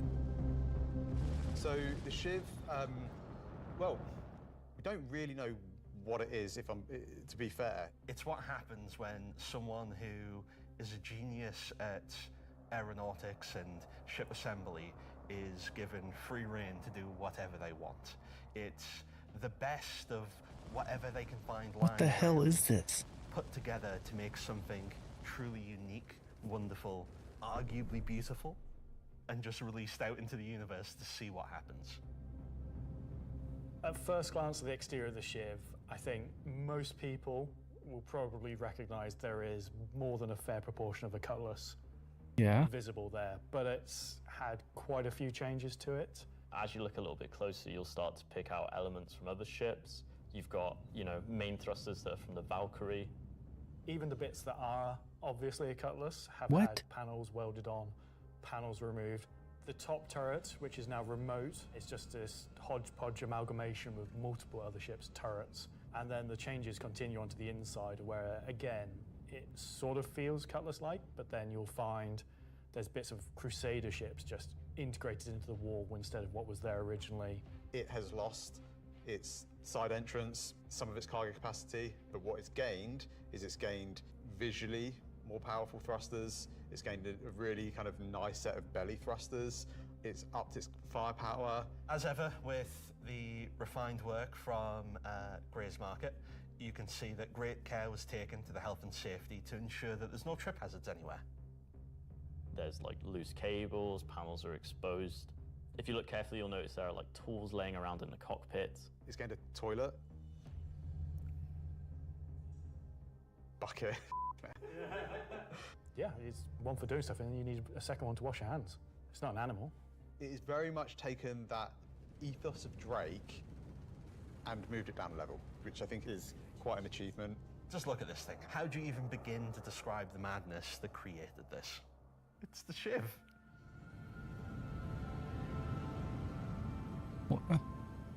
This is something new and different for Star Citizen. Where did it come from? I'm not going to answer that. Just Nope. nothing. Just No comment. Gray goes to places and talks to people. I mean, there are just many ways to find these things that, are they Okay, legitimate, so what's it? manufacturers? No. Are they operating on the right side of the law? Maybe not, but, money's money.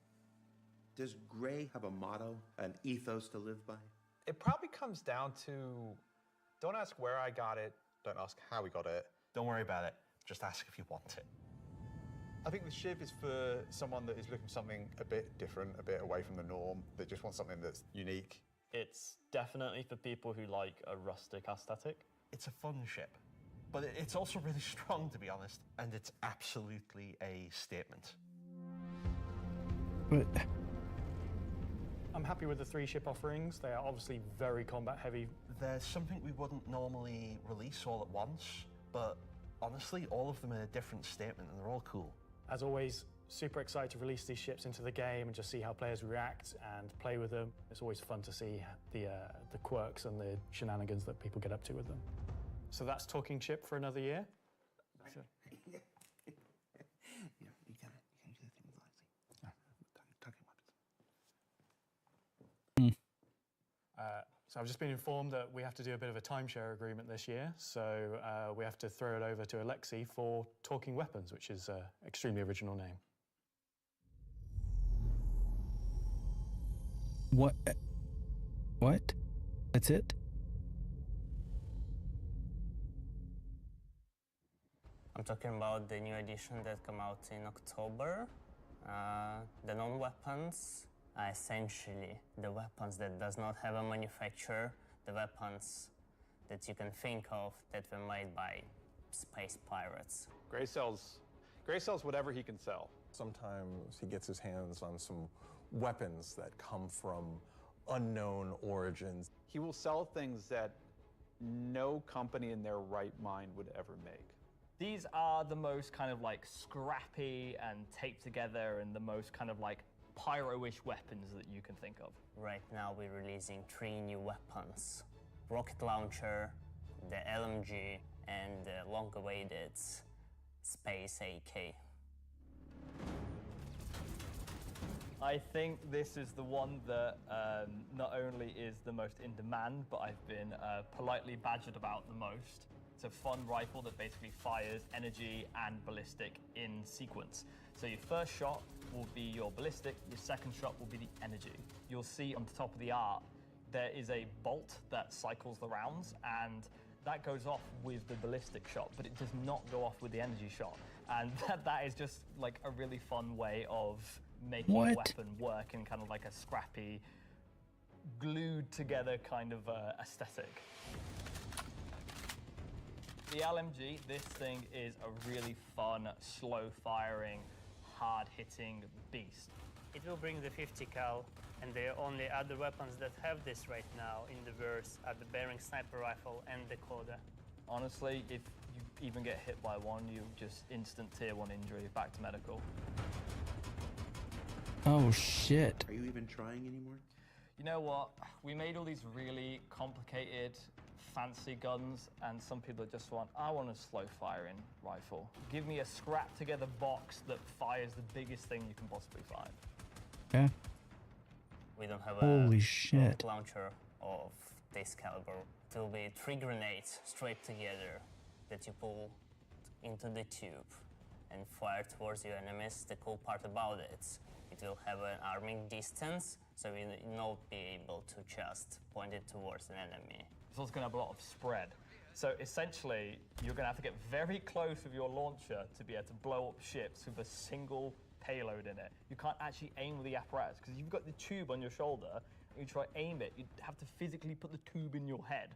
So we were like, oh, we can't have an aim apparatus for this. And then we realized, like, it's in the spirit of being a tube that you can't use the aiming apparatus, and you just kind of like, all right, I think that's the middle of the screen, I'm going to hit it.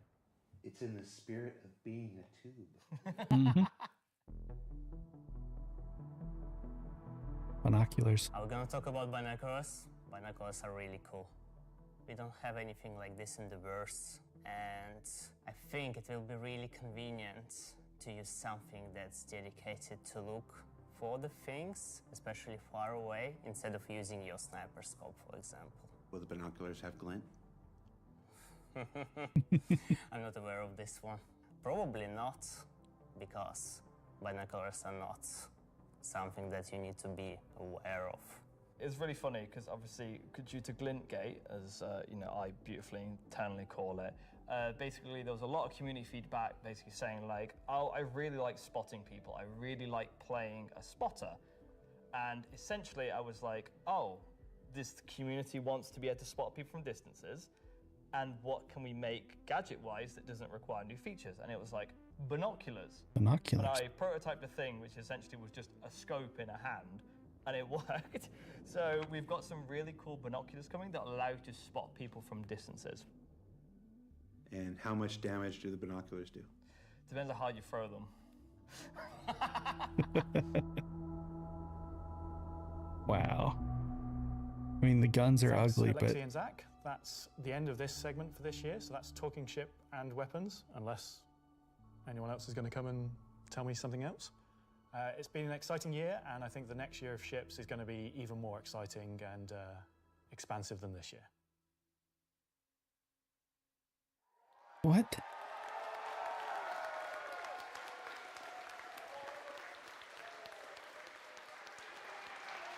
Well. That is an eclectic bunch of combat ships for the verse, and they're all available right now up on the robertsspaceindustries.com store. Also, any minute now, there's going to be a PTU drop that includes all 3, so you can fly them now ahead of their release next week when Alpha 432 goes live. 3 combat ships.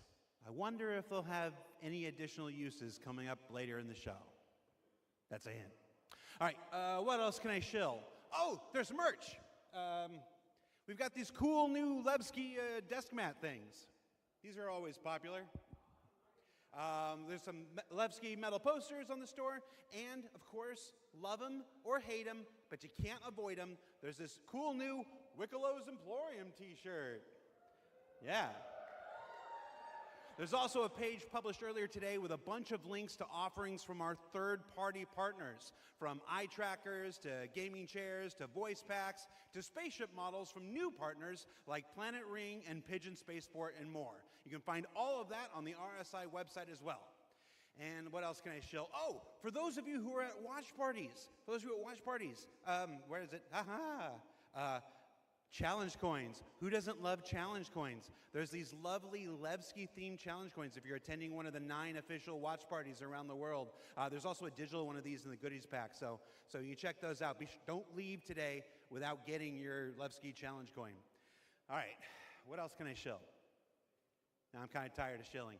All right, let's find out some more about where we are. Simon, can we move? Can we do? Oh, yeah, look at that. Okay, here we go. Pardon me. Here we go. Excuse me. Hi, how you doing? Hey, that was my best angle. Hey, I gotta be careful. Last year I took 3 steps and tore a muscle. All right, so this is the 9th floor of CIG Manchester's Manchester office. That's yoo-hoo! This is the room where we have lunch every day, and if you get here early enough, croissants, if the weapons team hasn't stolen all of them. Over here, we got some cool mannequins representing different aspects of the game. You got the ever-present, Hurston security armor over here. That's really cool. You got your Dusters armor right here. You got this guy from a game that we're not talking about today. Marine armor, yeah, it's all pretty cool. And then when you come over here, got a nice little recreation area. There's some sim pits over there for people who need to test that kind of stuff. We got this cool Krigeri Bengal carrier. Come over here, shoot it. Go down the nose here. Watch this.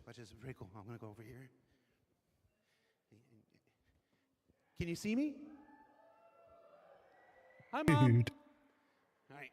So yeah, and what are you doing, Richard Towler? All right. I thought John went to Washington, D.C. Let's see, what else we got? We got cool Voyager bar here. This is where we get all kinds of breakfast goodies, coffee, stuff like that. Hey, who remembers the big coffee controversy of 2016 where everybody took to Reddit and pondered the question, do devs deserve coffee? I do. You want to see what next year's big controversy is? Check this out. I'm gonna come over here. Do devs deserve coffee? Welcome to the Stargarita machine. Yeah.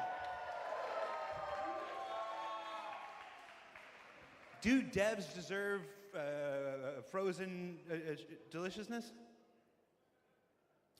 I don't know. Go to Reddit and let us know. All right, let's see. Let's go over here. Competition winners. Competition winners. We have the list of competition winners. Can we put that on the screen?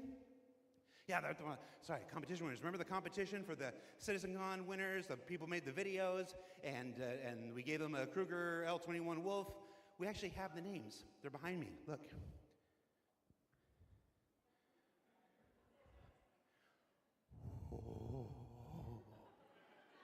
All right, that's cool. Also, everybody's got food. Do I have food here? Oh, somebody's supposed to save me pizza. All right, so we got, oh, you guys saved me a lot of pizza. Let's see, there's like 3 different kinds of pizza here.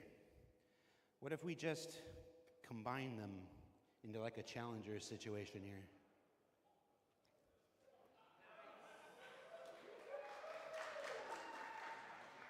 That's a CitizenCon throwback if you're not familiar with. So I have now crafted my own pizza experience. And that is a terrible segue into our next segment. Gemma, Gemma, are you there? Yes, Jared. Can we fire up the FPS crafting segment while I try to chew this off camera? We sure can. Roll, BT.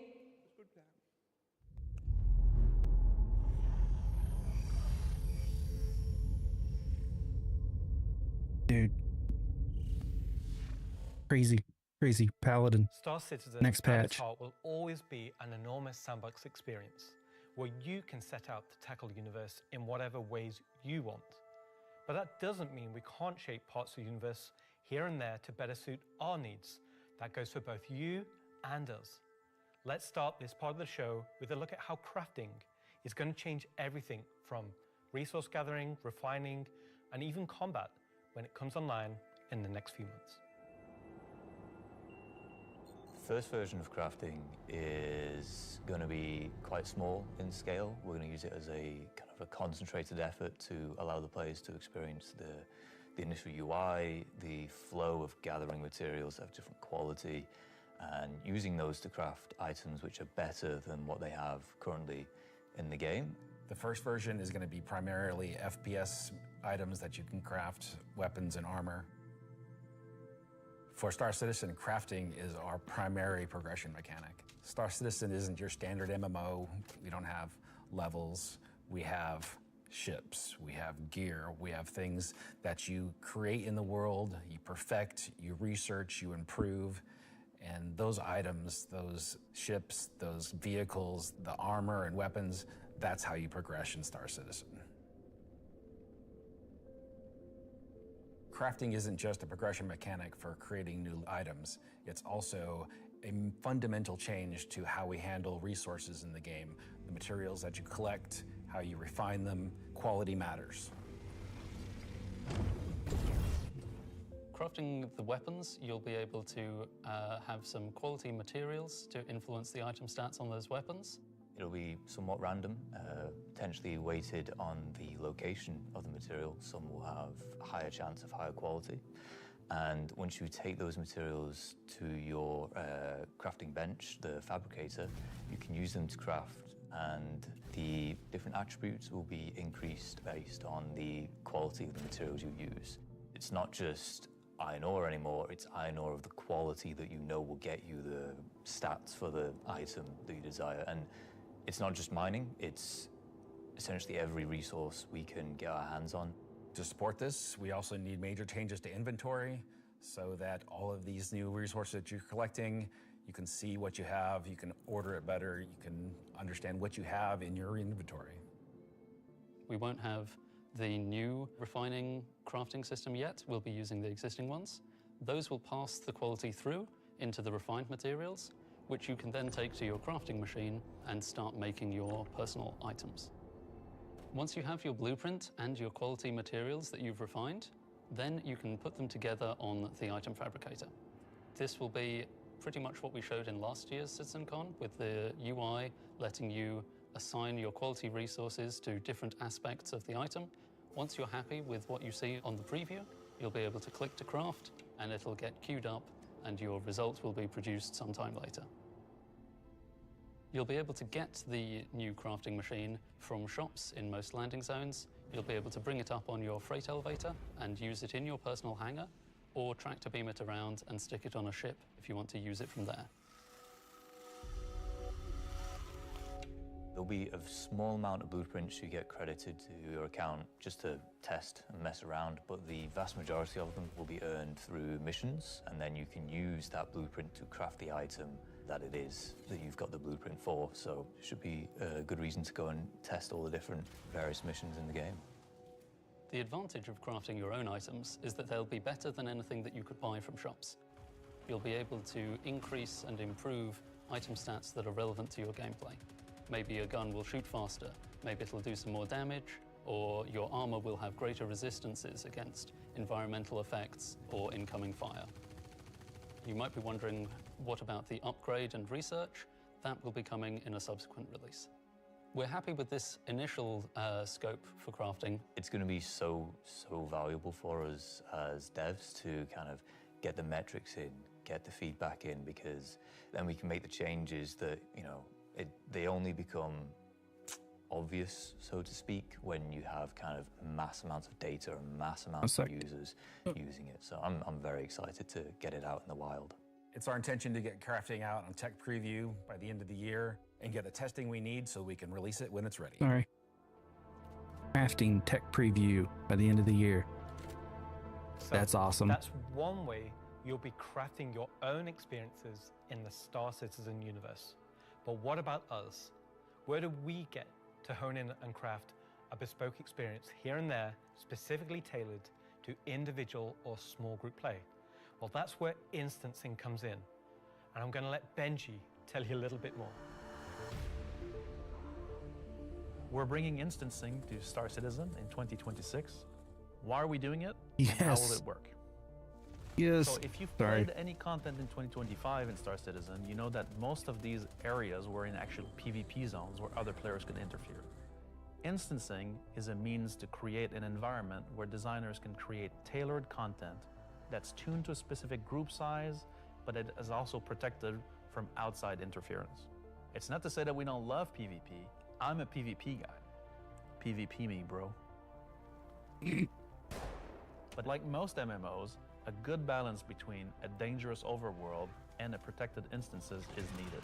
Right now, we don't have this ability, and this is something we really need in order to give you a sense of progression that is tailored and balanced Hey, what's up? to a tunable amount of groups, so the difficulty matches the group size. There's a beginning and an end. It doesn't mean that that doesn't fit in our overworld strategy, meaning getting to the instance is dangerous, exiting the instance is dangerous, or can be interfered with others. But at least when you're playing the content, we can actually make something that's curated for one experience. So before anybody says this is only a PvE thing, this technology can also be applied to unlock curated PvP experiences that are as seamless as the PvE ones. So it's not about one thing or the other, it's really about unlocking developers' ability to create curated content. So that said, how will it work? Instancing is really an evolution over static to dynamic meshing. We want your instances to be as seamless as your instance hangers, meaning that when you take an elevator, you exit the elevator, you're inside the instance. A gateway opens, you cross that gateway, you're now into your instances. Could be also a quantum jump into an instance that you don't even see.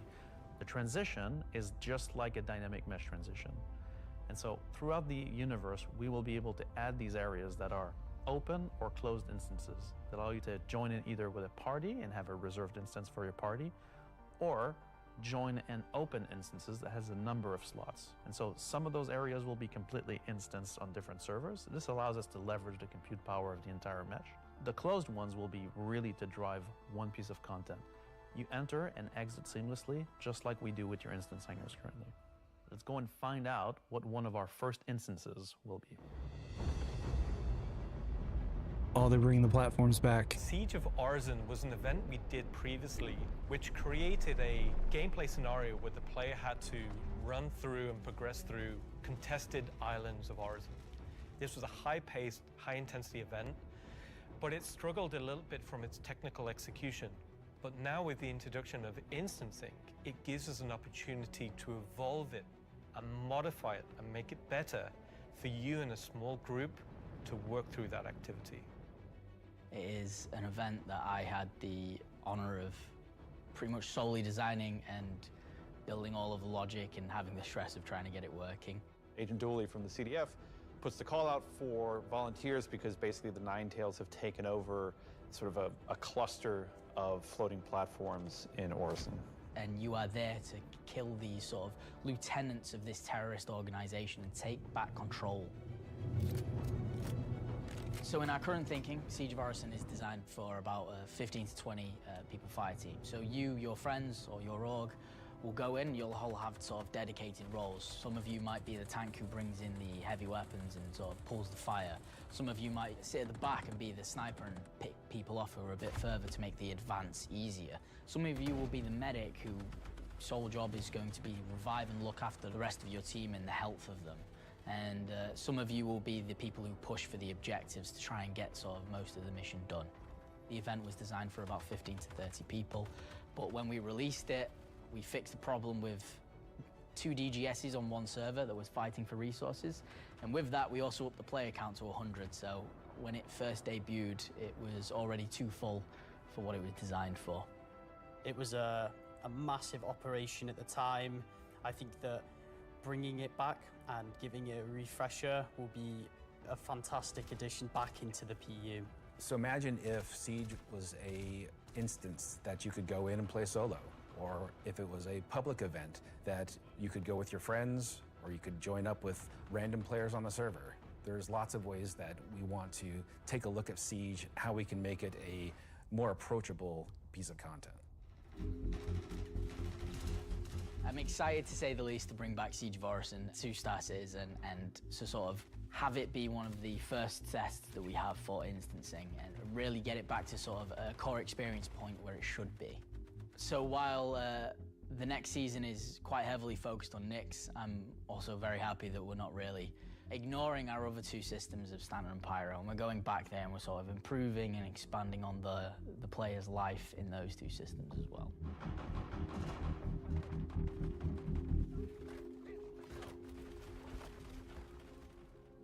Yes, and while things like Genesis, interstellar hauling, crafting, Siege of Orison, and more will reveal next year, we'll continue to bring life into the existing universe outside of Nyx. There's still one more exciting use for instancing we're building right now. It's an earlier look than normal, and some of it is still in white box, but we're excited to share the first look at a major content release of 2026, and what it means for progression-based gameplay. As an evolution of our Little Building Loomis, thanks for the Interior sub too. initiative, you won't discover it by accident, because when it's complete, it will be found deep within the heart of Levski itself. This is the Municipal Works.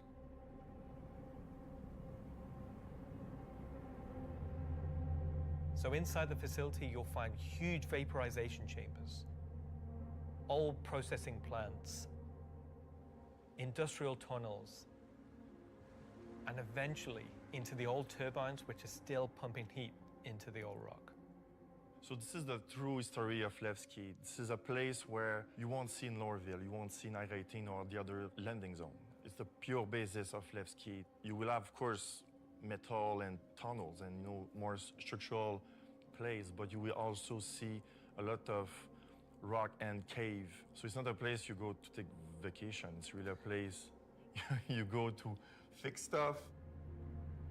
Not everybody has what it takes to come down there and do the job that needs to be done. All of your sewage systems have stopped working. Everything's going to quite literally. And so the player is tasked with their group, most likely, to go into there, take out the outlaws, and get the facility working again. So let me get this straight. This is literally a mission to fix the toilets of Levski. It's not just the toilets. You're also trying to turn on the air. Air is a bit more important. It still works in Levski, but they have maybe polluted air because it's not being cleared properly. It's not just for the toilet. Poop mission. It's also a little bit more exciting than just going into some vents. It's like a 3-layered system where there's 3 chapters. This will be mission-driven and repeatable. Oh, yeah. Everything from mining to salvage to combat to investigation, a variety of roles. Narratively, it's a real sandbox. Every progression you do will unlock a new area that will link back to previous areas, complexifying the play space. We've been wanting to have more gameplay around landing zones for a long time. Now that we have instancing tech coming online, that allows us to do something that provides really cool gameplay close to a landing zone. With the missions, that's what will create different overlays or change the spaces or change the progression, but it'll be the instancing which will enable us to create tailored content to you and your group. So you're going to be able to play a part of it, make your progress, and then log off. And then the next time you come online, you'll be able to pick up where you left off. It's going to allow players to return back to it at different states depending on how much you've progressed and be able to keep it going until you've reached sort of the end of the whole 3 chapters. Where you're not going to have other people getting in your way. It's you, your team, your party. It's a way of giving players content where they know exactly where they're at and they can keep going back to it and improving sort of their own progress and ability to jump through them in faster and faster times as well. So that's a look at how we'll be allowing players and developers alike to create more crafted experiences within the greater sandbox of the persistent universe. Okay, is that it for me at this point, Jared? Almost. Throw it back to me, and I've got one more for you after this. Back to you, Jared.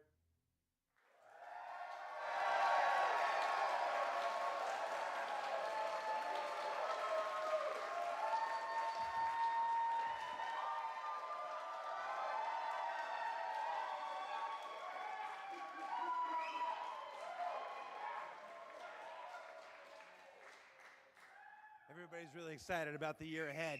So that's a brief look at some of the ways in which we're allowing you and our developers to craft a more curated Star Citizen experience.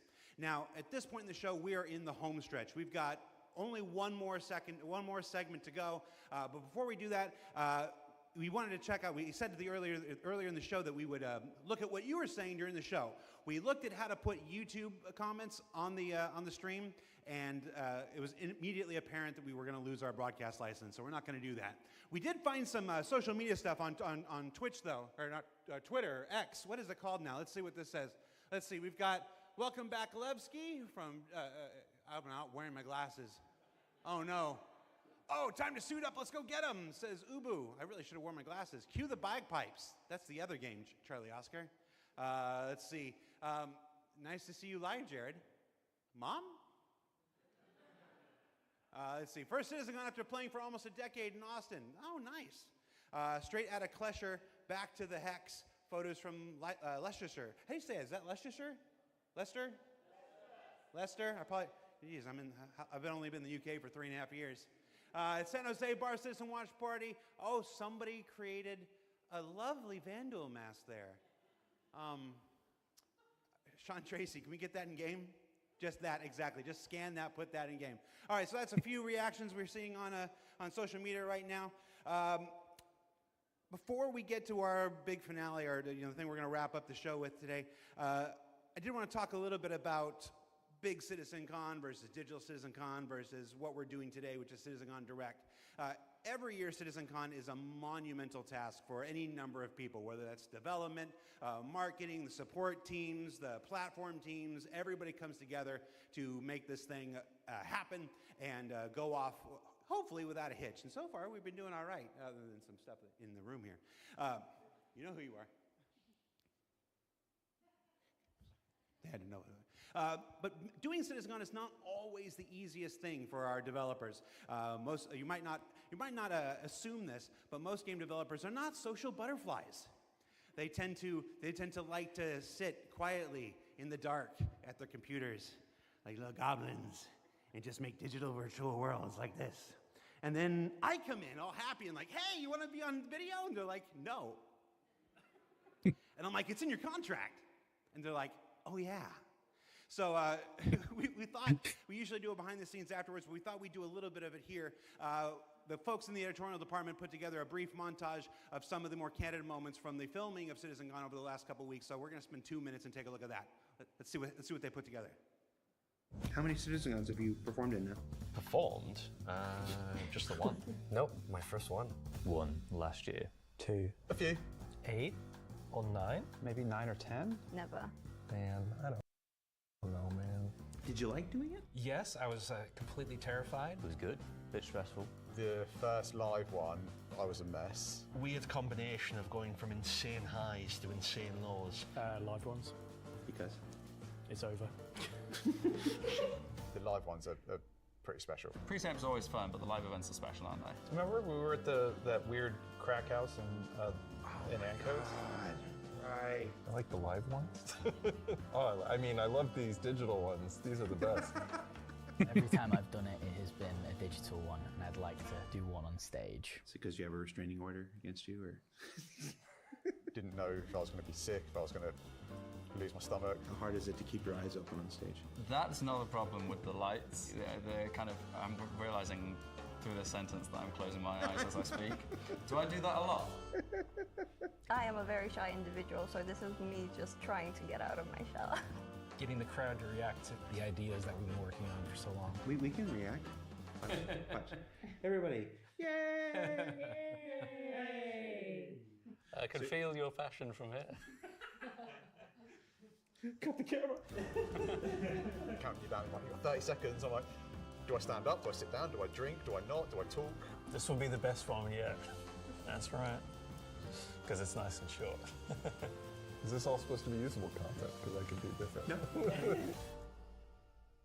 Of all your nicknames, why is Moist Master your favorite? I think you mean least favorite, and because it has the word moist in it. I mean, come on. We'll give you a new nickname by the end of this. Sounds good. Could do All with right. one. Let's get started.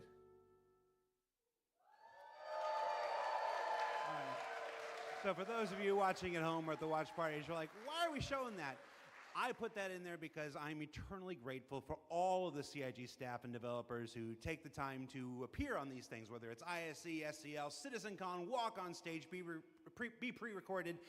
It's not the easiest thing for everybody. And on behalf of the community, if I can speak for them in this regard, I want to say thank you for participating in these things each and every year that we have them. Now, let's wrap things up here. So let's see, how do I want to do this? At this point, we've only got one major story left to tell. But before we do that, we wanted to do one more check-in on something we started last year. Last year, Rich Tyler took the stage and presented his roadmap to 1.0. And we didn't want to go an entire year without talking to the senior game director himself to get his update on that 1 year later. So we're going to throw it to him, and we're going to go to our last segment, and when we come back, we'll say our goodbyes. And if you're at a watch party, it's time to get, I was going to say, that's not a word I can say on camera. Let's just throw it back to me. Go to me from 1 week ago.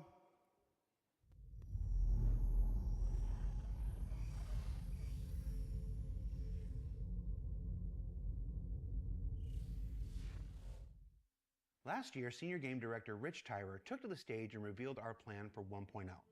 Now, before we end this year's CitizenCon Direct, we wanted to take a few moments and follow up on that reveal from last year, to do as we've done today and look at the year ahead. So, Rich, thanks for taking the time to join us. Well, you're welcome. All right, so we're going to jump right into it. Everybody knows the only constant in game development is change. So I'm going to ask you outright, what's changed about the road to 1.0? Well, fortunately nothing. It still remains our North Star. The team is busy working towards that goal in the background, and every patch this year has moved us towards that goal. And if you haven't watched the Star Citizen 1.0 presentation from last year, I highly recommend you do so, because everything in it is still relevant as of today. You mentioned every patch this year has moved us towards that goal, so I want to dig deeper into that. We've done, at this point, 9 releases in this year, more than any year prior. How does each one of these not just sit as their own moment in time, but move us forward on this road to 1.0? Well, last year I discussed the framework of 1.0, how all those complex systems can tie together. And one of the core aspects of that was the main story, which became the spine of the universe, which brought all of the locations, mission givers, guilds, and all the different areas of the game to the players. Now, what I didn't talk about from last year was all of the content that was going to support that framework, add the flesh to the bones, should we say. And I think that's where this year has moved us towards that goal. If you think about previous events of previous years, they've generally been locations that we've put into the verse, but they've been transient. We've taken them away, like Siege of Orison or Zenithreat. We've added them to game, and then they've been moved away. And I think with the addition of the patches this year, when you look at the Hathor facilities, Onyx facility, these are permanent additions to the world that not only have their own story, as when we release them with the patches, but they'll also become points of interest and areas that the larger 1.0 narrative will utilize. Since we're on story, I'm going to stay with this here. Since we launched the PU back in 2015, it's always been this sandbox where players can do what they want. They can bring their own story to the verse, and that'll never change. But how important is it that we also build this concurrent narrative of our own, this crafted experience, if you will, alongside that? Well, we're trying to create a living, breathing universe. And that includes both the player stories that you mentioned, that they can go and enjoy and create their own memories together. But it also means that we want to have a universe that gives back. We want areas and locations to feel like they're believable and real-life locations. And if you look throughout this year and the patches that we've worked towards, we've had an overarching story that's moved from patch to patch, and we're going through some of those cycles right now. We've also been introducing mission content that has fully voiced dialogue and facial animation, which allows us to inject some of the meaning and the why to what you are doing as a player. And I think story is integral to Star Citizen as a connective tissue that ties all of these different complex systems together, because it takes players on that journey throughout the game. to see this big turn this year to start injecting story into the verse. I think people are really responding to it. So everybody knows, and you mentioned just now, that this year we changed a whole lot about how we operate and how we release things. How do you think that's gone? I think it's gone very well. I think if the mantra that I've always been pushing this year at the beginning of January was patch always goes. And I think this year has seen a different development strategy for how we've been moving the game forward. That's where this different strategy has allowed us to really take a wider approach. And we also have to remember that Star Citizen is played by tens of thousands of players every day. And while we have lofty future goals, we still have to make decisions right now that make the game fun for the people that are playing it all the time, playing it as their daily game. I If you agree. look at previous years, we've had to hold a patch back, we've had to make concessions, mainly due to around a feature may not been ready or right to go into there. There were 3 months, 4 months, sometimes 5 months between patches. Exactly, and I don't think that's good for anybody. I don't think it's good for the players. I don't think it's good for the development team. I think it's better to have regular cadence of drops. One good example is this year for A Line of Mine. People probably don't know, but A Line of Mine, when you turned on the laser, it was actually supposed to reveal the sandworm Valakar. And I played it, and it didn't hit the quality that I wanted to go into the game. So we changed, and I took it out, and I made that decision alongside Chris and Erin, and we've held that back, and we're going to work on that towards a future patch. But I think definitely the more regular cadences has had the multiple benefits, and like I said, I want to dispel a myth right here, right now. Like, features are still being worked on quite heavily in the background, from radar and scanning in FPS, the new quantum, to inventory, engineering, and crafting, and all of those features are going to be coming very, very soon for players to get their hands on. And, you know, I'm going to be honest, I'm not going to sit here and say that if I was to go back to the start of the year, I would hope that we would have released more features. But I also think every decision we've made this year has been through the lens of making the live experience as stable and as good as possible. Absolutely. All right, so that's a bit about the year before. And the year before has been, I've said this before, I've said it internally, I've said it out there, I'm going to say it right now again on camera. I think this has been the best year of Star Citizen ever, and I'm willing to look right into the camera and say that. The player numbers are up, engagement numbers are up, the length of the play sessions are up, bug numbers are down, 30K is gone. It's been a solid year. But CitizenCon isn't CitizenCon without talking about the future, so I want to move us to the future. We've talked about story, we've talked about this more diegetic, immersive universe and adding voice lines and stuff like this. But where do we go from here? Obviously that continues, but what more are we going to do to make this universe seem alive and real and breathing? I think the biggest thing is to start having that conversation be two-way. So if you think about this year, like you mentioned, we've been having fully voiced NPCs, but a lot of those missions and those NPCs, they're talking to you, they're talking at you. Right. You don't get to talk back to them. Now, obviously, you get to interact with them through your actions, you get to go and do their mission, and you get to move that along, and then they talk to you again. But it's a one-way conversation. We're missing that conversation wheel. Exactly. The next part would be physical mission givers. That's something that we're going to be working towards very soon, with Battaglia being the first one coming back in the verse. And just to be clear, we will be bringing all the mission givers eventually back, and we want them to be an integral part of the verse and the story that players go and enjoy. We want the locations to be brought to life, and as we mentioned last year, we want to have interactive scenes that you can go and be part of. And obviously the full end goal is towards, you know, to have cinematic stories in the game, and that is what we're going to be pushing towards. Everything we do, every decision we make is through the lens of moving us closer to 1.0. It might sometimes be difficult to see why those decisions have been made at the time they've been made, but rest assured that Star Citizen 1.0 is still our North Star. That's what we're still aiming towards, and that's what we're going to be moving forward with every patch next year as well. And remembering when mission givers were first introduced, they sometimes became a bottleneck. Is there a role in instancing, which we learned about earlier today? Is there a role for instancing in that, in helping with mission givers? Yes, partially. It will be one mechanism that will allow us to have players go to their own individual area of the verse, have that conversation, and then go and continue on into the open world environment. So I think that's where, when we look at instancing provides us one tool that allows us to remove that bottleneck and provide a more seamless experience. Happy you said that, because that's one of our last topics I want to get to, is how we reconcile instancing with the persistent universe. Like, for the last 10 years now, we've been building this giant, seamless, persistent universe where everybody can come in and play together.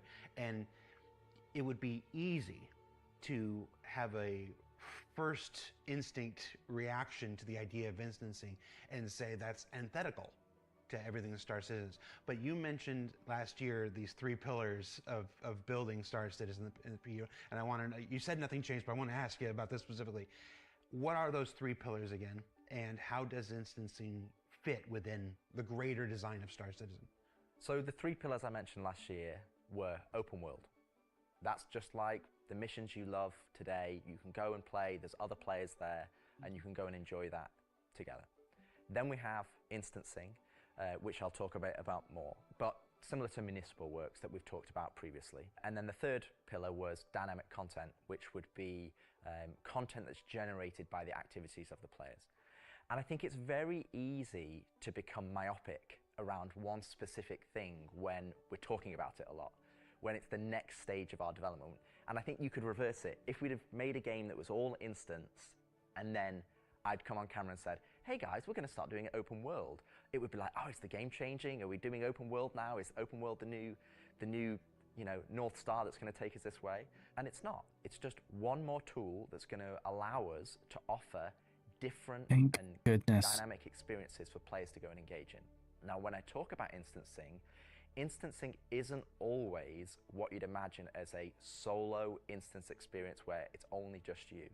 We're going to have several different versions of instances. Some are going to be closed instances, which will be like the new player experience. We'll be able for you to go in by yourself, for us to teach you the ropes in a safe environment so that you can understand how to play the complex game that we've made. But we'll also have open instances, like a cantina or a bar, where we might say, hey, we only want 50 people to come in here because we've got mission givers and we've got other NPCs for you to talk to, and you would just walk in and it would be seamless. You wouldn't know that there was an instance, it's not going to get a loading screen, you would just seamlessly walk into that location, it would be full of other players and NPCs, and you can go and enjoy the content. And that's, I think, something that instancing is going to provide us. It's going to give us a tool to offer different dynamic content, or curated content, as I'd say. It allows us to create experiences that are different to the open world experiences that we've already made. And it's not to say that we won't continue our open world development or only do instance content. It's going to be a mix. And like I said, this is one of the pillars that will move us towards 1.0. We will eventually work on dynamic content that will move us towards 1.0. And all 3 of those pillars will interweave to create the full Star Citizen experience. All right, so we've hit a lot of the bigger topics, the feature work, engineering, and FPS crafting coming to tech preview soon, stuff like this. We've talked about instancing and how that's going to work within the universe. But I want to ask you this one last big one. It's very easy to say Star Citizen is this kind of game and that kind of game. Those of us who spend our days making it know better. It's an everything game. It's everything we can make it game. It just is. But at the core of this is still spaceships. That life of spaceships. What more can you tell us about spaceship gameplay in the future? What can you give us? What can you tee up for us to look forward to for those of us who are really into Star Citizen for the spaceships? Our intentions going forward are to make sure that every ship or ship archetype that you acquire has a role and has content that you can go and enjoy in the universe. For example, right now I know that we're working on more robust mining missions, more robust salvage missions. We're going to be working on refueling missions. And we want to make sure that each and every one of the ship has a purpose and has a reason to exist in the game. That's from the smallest Argo MPUV, as well as ground vehicles, all the way up to the large capital ships. We want to give them purpose, and I think it's something that we are absolutely aware of. We want to make sure that we're building that spectrum of content to allow players to go and engage in. And I think 2026 is going to be a very good year for Star Citizen. And I think there's going to be something that's very interesting and something that a lot of people have been waiting for. But rather than me spoil it, I'll let Ian and the team go into the details on that. He had a twinkle in his eye. Ian, take it away.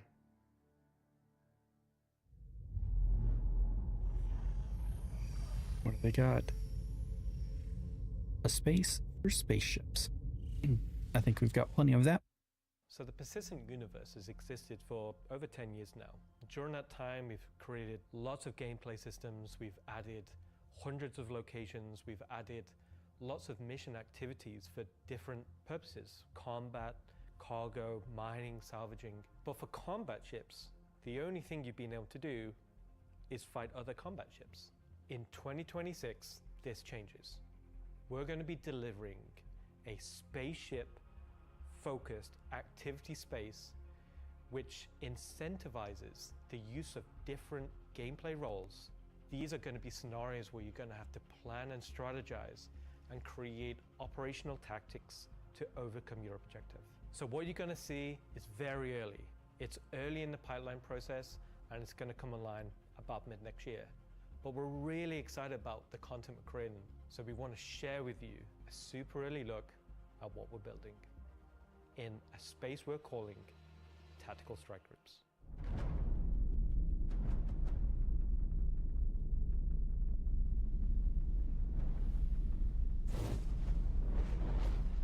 The People's Alliance are still trying to get to the bottom of what this new faction is really doing in the Nix system. They've sent a capital ship to check out a station and run it into more than they can take care of themselves. Unfortunately, that team came under attack and members of their groups were taken hostage. Now they've reached out to Intersec, who've reached out to you to help recover the pilot. Of course, it's unwise to do this alone, so you'll need to put a team together to attack the station. When you arrive, you will have this big asteroid, kind of broken asteroid, and on this you will have this base where you will find 3 big arms. You will see at the middle, you will have this big energy core.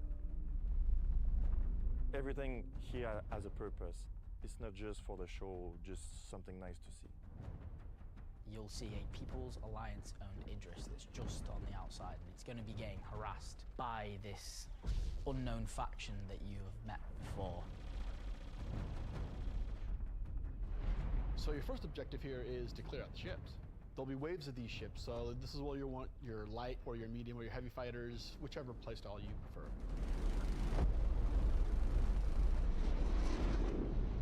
So while one part of your group is dealing with the fighters, now it's time to actually assault the station.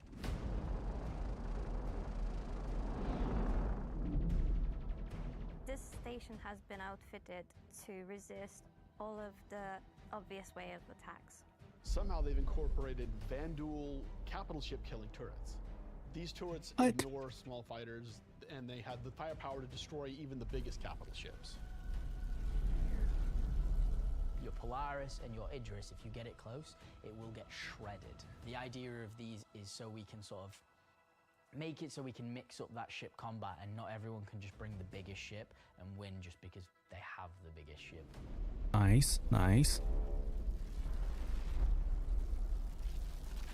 You have to send out your best pilots to navigate the superstructure and take down anything that may damage your bigger ships.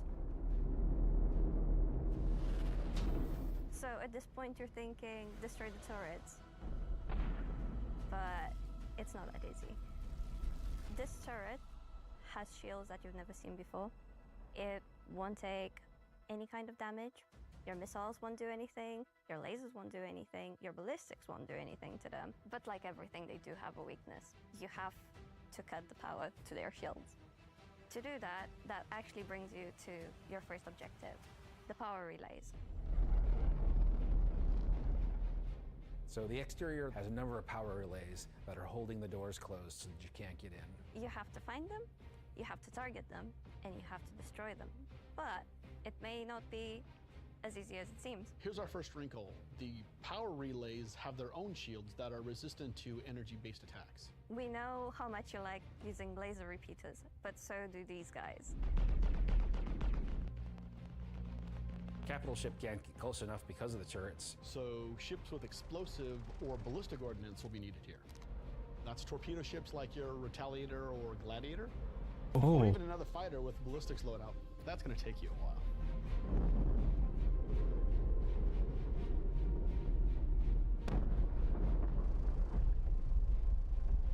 Once the power relays have been taken down, the station opens up. And this is where things get really cool. Now it's time for you to fly your ship inside the station. Yeah, you, in your ship, fly into the superstructure of this station. How cool is that? I feel like this is a proud dad moment. Thank you, Jared. We're just going to call it what it is. It's a trench run. Trench run. Trench run. Oh. So as you enter the structure, you'll see cooling units along the sides that you'll need to take out. There's 3 arms to the station that have these trenches. You'll fly into one, and then there'll be a core in the center, and then you'll move out another trench. You're either gonna do it multiple times, or you need to bring friends. At this point, the core is still protected, so these are essentially strafing runs. There are objects to avoid. You're going to have to be able to dodge. You're going to have to move quickly. You need an agile ship. Because the shield generator that you're targeting is emitting lots of distortion damage. So once the cooling units are out, that exposes the core to overheat, which means that you can attack it from the inside and also from exhaust ports on the outside of the station.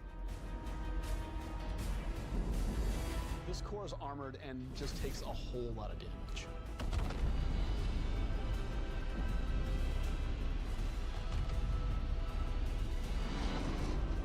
Dude. Once the power core goes down, the turrets come down, and then the capital ships can get closer. Why is that important? Because during all of this, you spend a lot of ammo and munitions and ballistics, and you're going to want to top up. This is where we're going to get our new feature in. Ship hangar refueling and rearming. You're going to be able to land in the hangar of select ships and be able to use the same interface as you are right now at stations to refuel and rearm. It's specifically for ships like the Idris and the Polaris and other ships that are designed to have other ships land inside them. Of course, it'll be more than just those 2 ships, and you'll find out more once we get closer to release. But this is a really important feature that we're really excited to get out.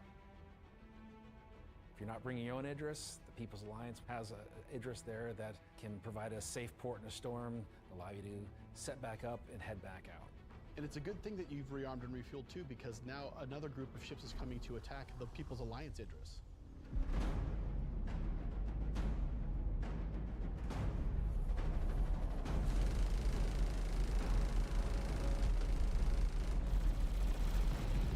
So while the fighters are protecting the Idris, what's happening at the station? Well, that's where the dropships come in. Now you've got to take a fire team in. You've got to land. You've got to fight through an onslaught of FPS enemies that belong to this unknown faction, and you've got to open a hangar door which will allow you to release captives from the station.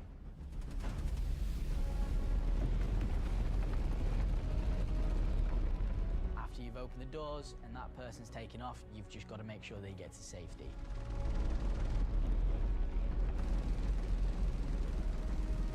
So at this point, all of this sounds pretty simple, but there's an additional complication.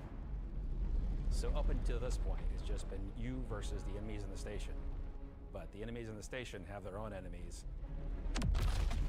The Vandal. The Vandal neighbors who really don't like these guys for some reason will come in and wreak havoc on everything. And they're not going to discriminate between you and the station. They're out for blood. Oh my God. When you alert the Vandal by destroying the power core that the station's now vulnerable, you're on a time limit. Vandal are coming, they're going to come hard, they're going to keep coming, you're going to have one hell of a fight.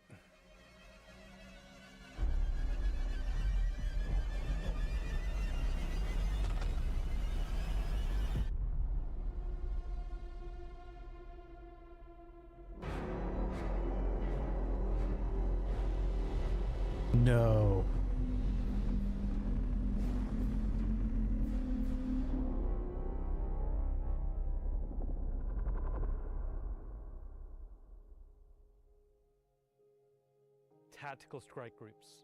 I'm personally so invested in this. So throughout 2025, Oh, that's going to be created a variety so of awesome. content. Some of it was very focused on FPS combat. So personally, driving a more vehicle-based experience was very important to me. This is a defining statement that I want to do in 2026. We're a spaceship game. There are prized possessions. To the objects we fall in love with. This is the content we want to create, which creates scenarios and roles for you to use those spaceships.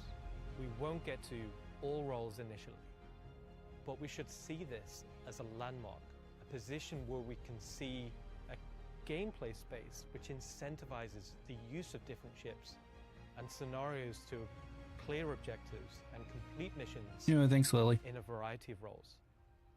And in the future, we can use this to expand on.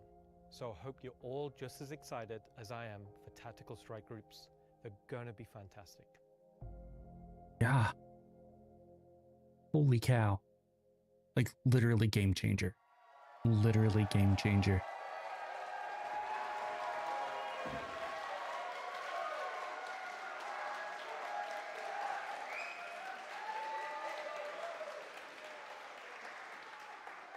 Okay.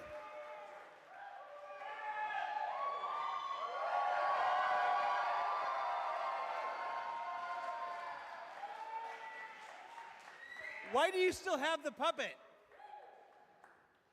John, come home. All right, so tactical strike groups. It's been a long road for the last 10 years. The PU's been around. We've done lots to build stuff for mining ships and for salvage ships. And as Rich said, we're currently building out even more for those. And our first refueling missions coming online in 2026. Oh, thanks, Lily. But combat missions. Oh, hi, Aaron Roberts. But finally having enough of the foundation in place that we can begin to build real spaceship operations, in any other MMO they'd call dungeons. It's really exciting for me, and that's why we're ending the show this year with that. So yeah, that's been CitizenCon Direct. Thank you for taking the time to share this with us. Again, this is just a glimpse at some of what's coming in 2026. I've seen the Twitch chat and the YouTube chat like, oh, you're spoiling everything. I promise, we ain't. So before we let you go, that's it for me. Thank you so much for tuning in. And as with every CitizenCon, the last word shouldn't be mine. It should belong to our founders and CEO. So take it away, Chris Roberts. I hope you enjoyed this glimpse into some of what the team is cooking for the near future. Of course, we're not going to spoil everything that's currently in progress, and many features we haven't discussed today are in active development, like base building, social, and trade tools that are very much a priority. These, along with bringing the final polished features from Squadron 42 into the persistent universe, will make next year the most exciting yet for Star Citizen. Finally, I want to extend a heartfelt thank you to everyone at CIG for working so tirelessly and with so much passion to deliver something that is already special and will only get more so as we continue. And of course, to all of you for making all this possible with your support and feedback. We couldn't do this without all of you, something that I and the team appreciate every day. We are very lucky to be allowed the time and the money to build the game of all of our dreams, something that is only more apparent as the video game business becomes more monolithic. We are one of the few large independents left standing, and there is no way we would be allowed to dream as big as we are on an original game and take the time to achieve that dream if we were part or funded by any of the few remaining mega game companies. So thank you, and I look forward to seeing you all in the verse this coming year.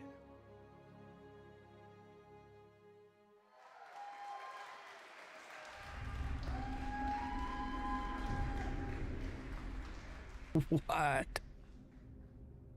Oh, that's been crazy.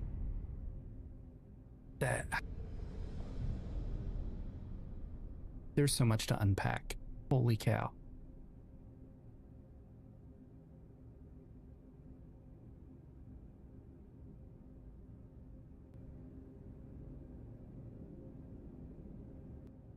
That was insane. Absolutely insane. Like, Nick's coming next month. New ships this week, basically. Crafting end of the year tech preview, instancing coming. Thank God. New stuff for hauling, new stuff for mining, the raids, basically the tactical operations. Like, wow. So I have not given this company any new money 3 years now. Not because I don't love the game, but it's just, it has felt like they've been dragging their feet and not making a whole lot of progress. This year, I have seen so much progress in this game. I love it. I play it as much as I can. And just seeing this today, I know it's not much, but they did have the CitizenCon digital bundle for $35 that you could only war bond. You had to pay real money up front for it. And I gave them the money. I don't know if I'm going to invest much more just because I've already put in so much, but they keep doing what they're doing. There may be more ship spot in the future. Like, this is a huge turning point for me. So, man, it's just crazy. Anyways, I'm going to hop off for a little bit. I will be back on later this evening. We are playing Star Citizen tonight, more than likely on the PTU, because my buddy wants to check out the Paladin, which he owns. And I'd like to look at the new ships. So we'll be back in a few hours playing some Star Citizen. Thanks for stopping in. You guys are amazing. Don't forget, like, follow, subscribe on all the major social media platforms. And have a wonderful day. Catch y'all later.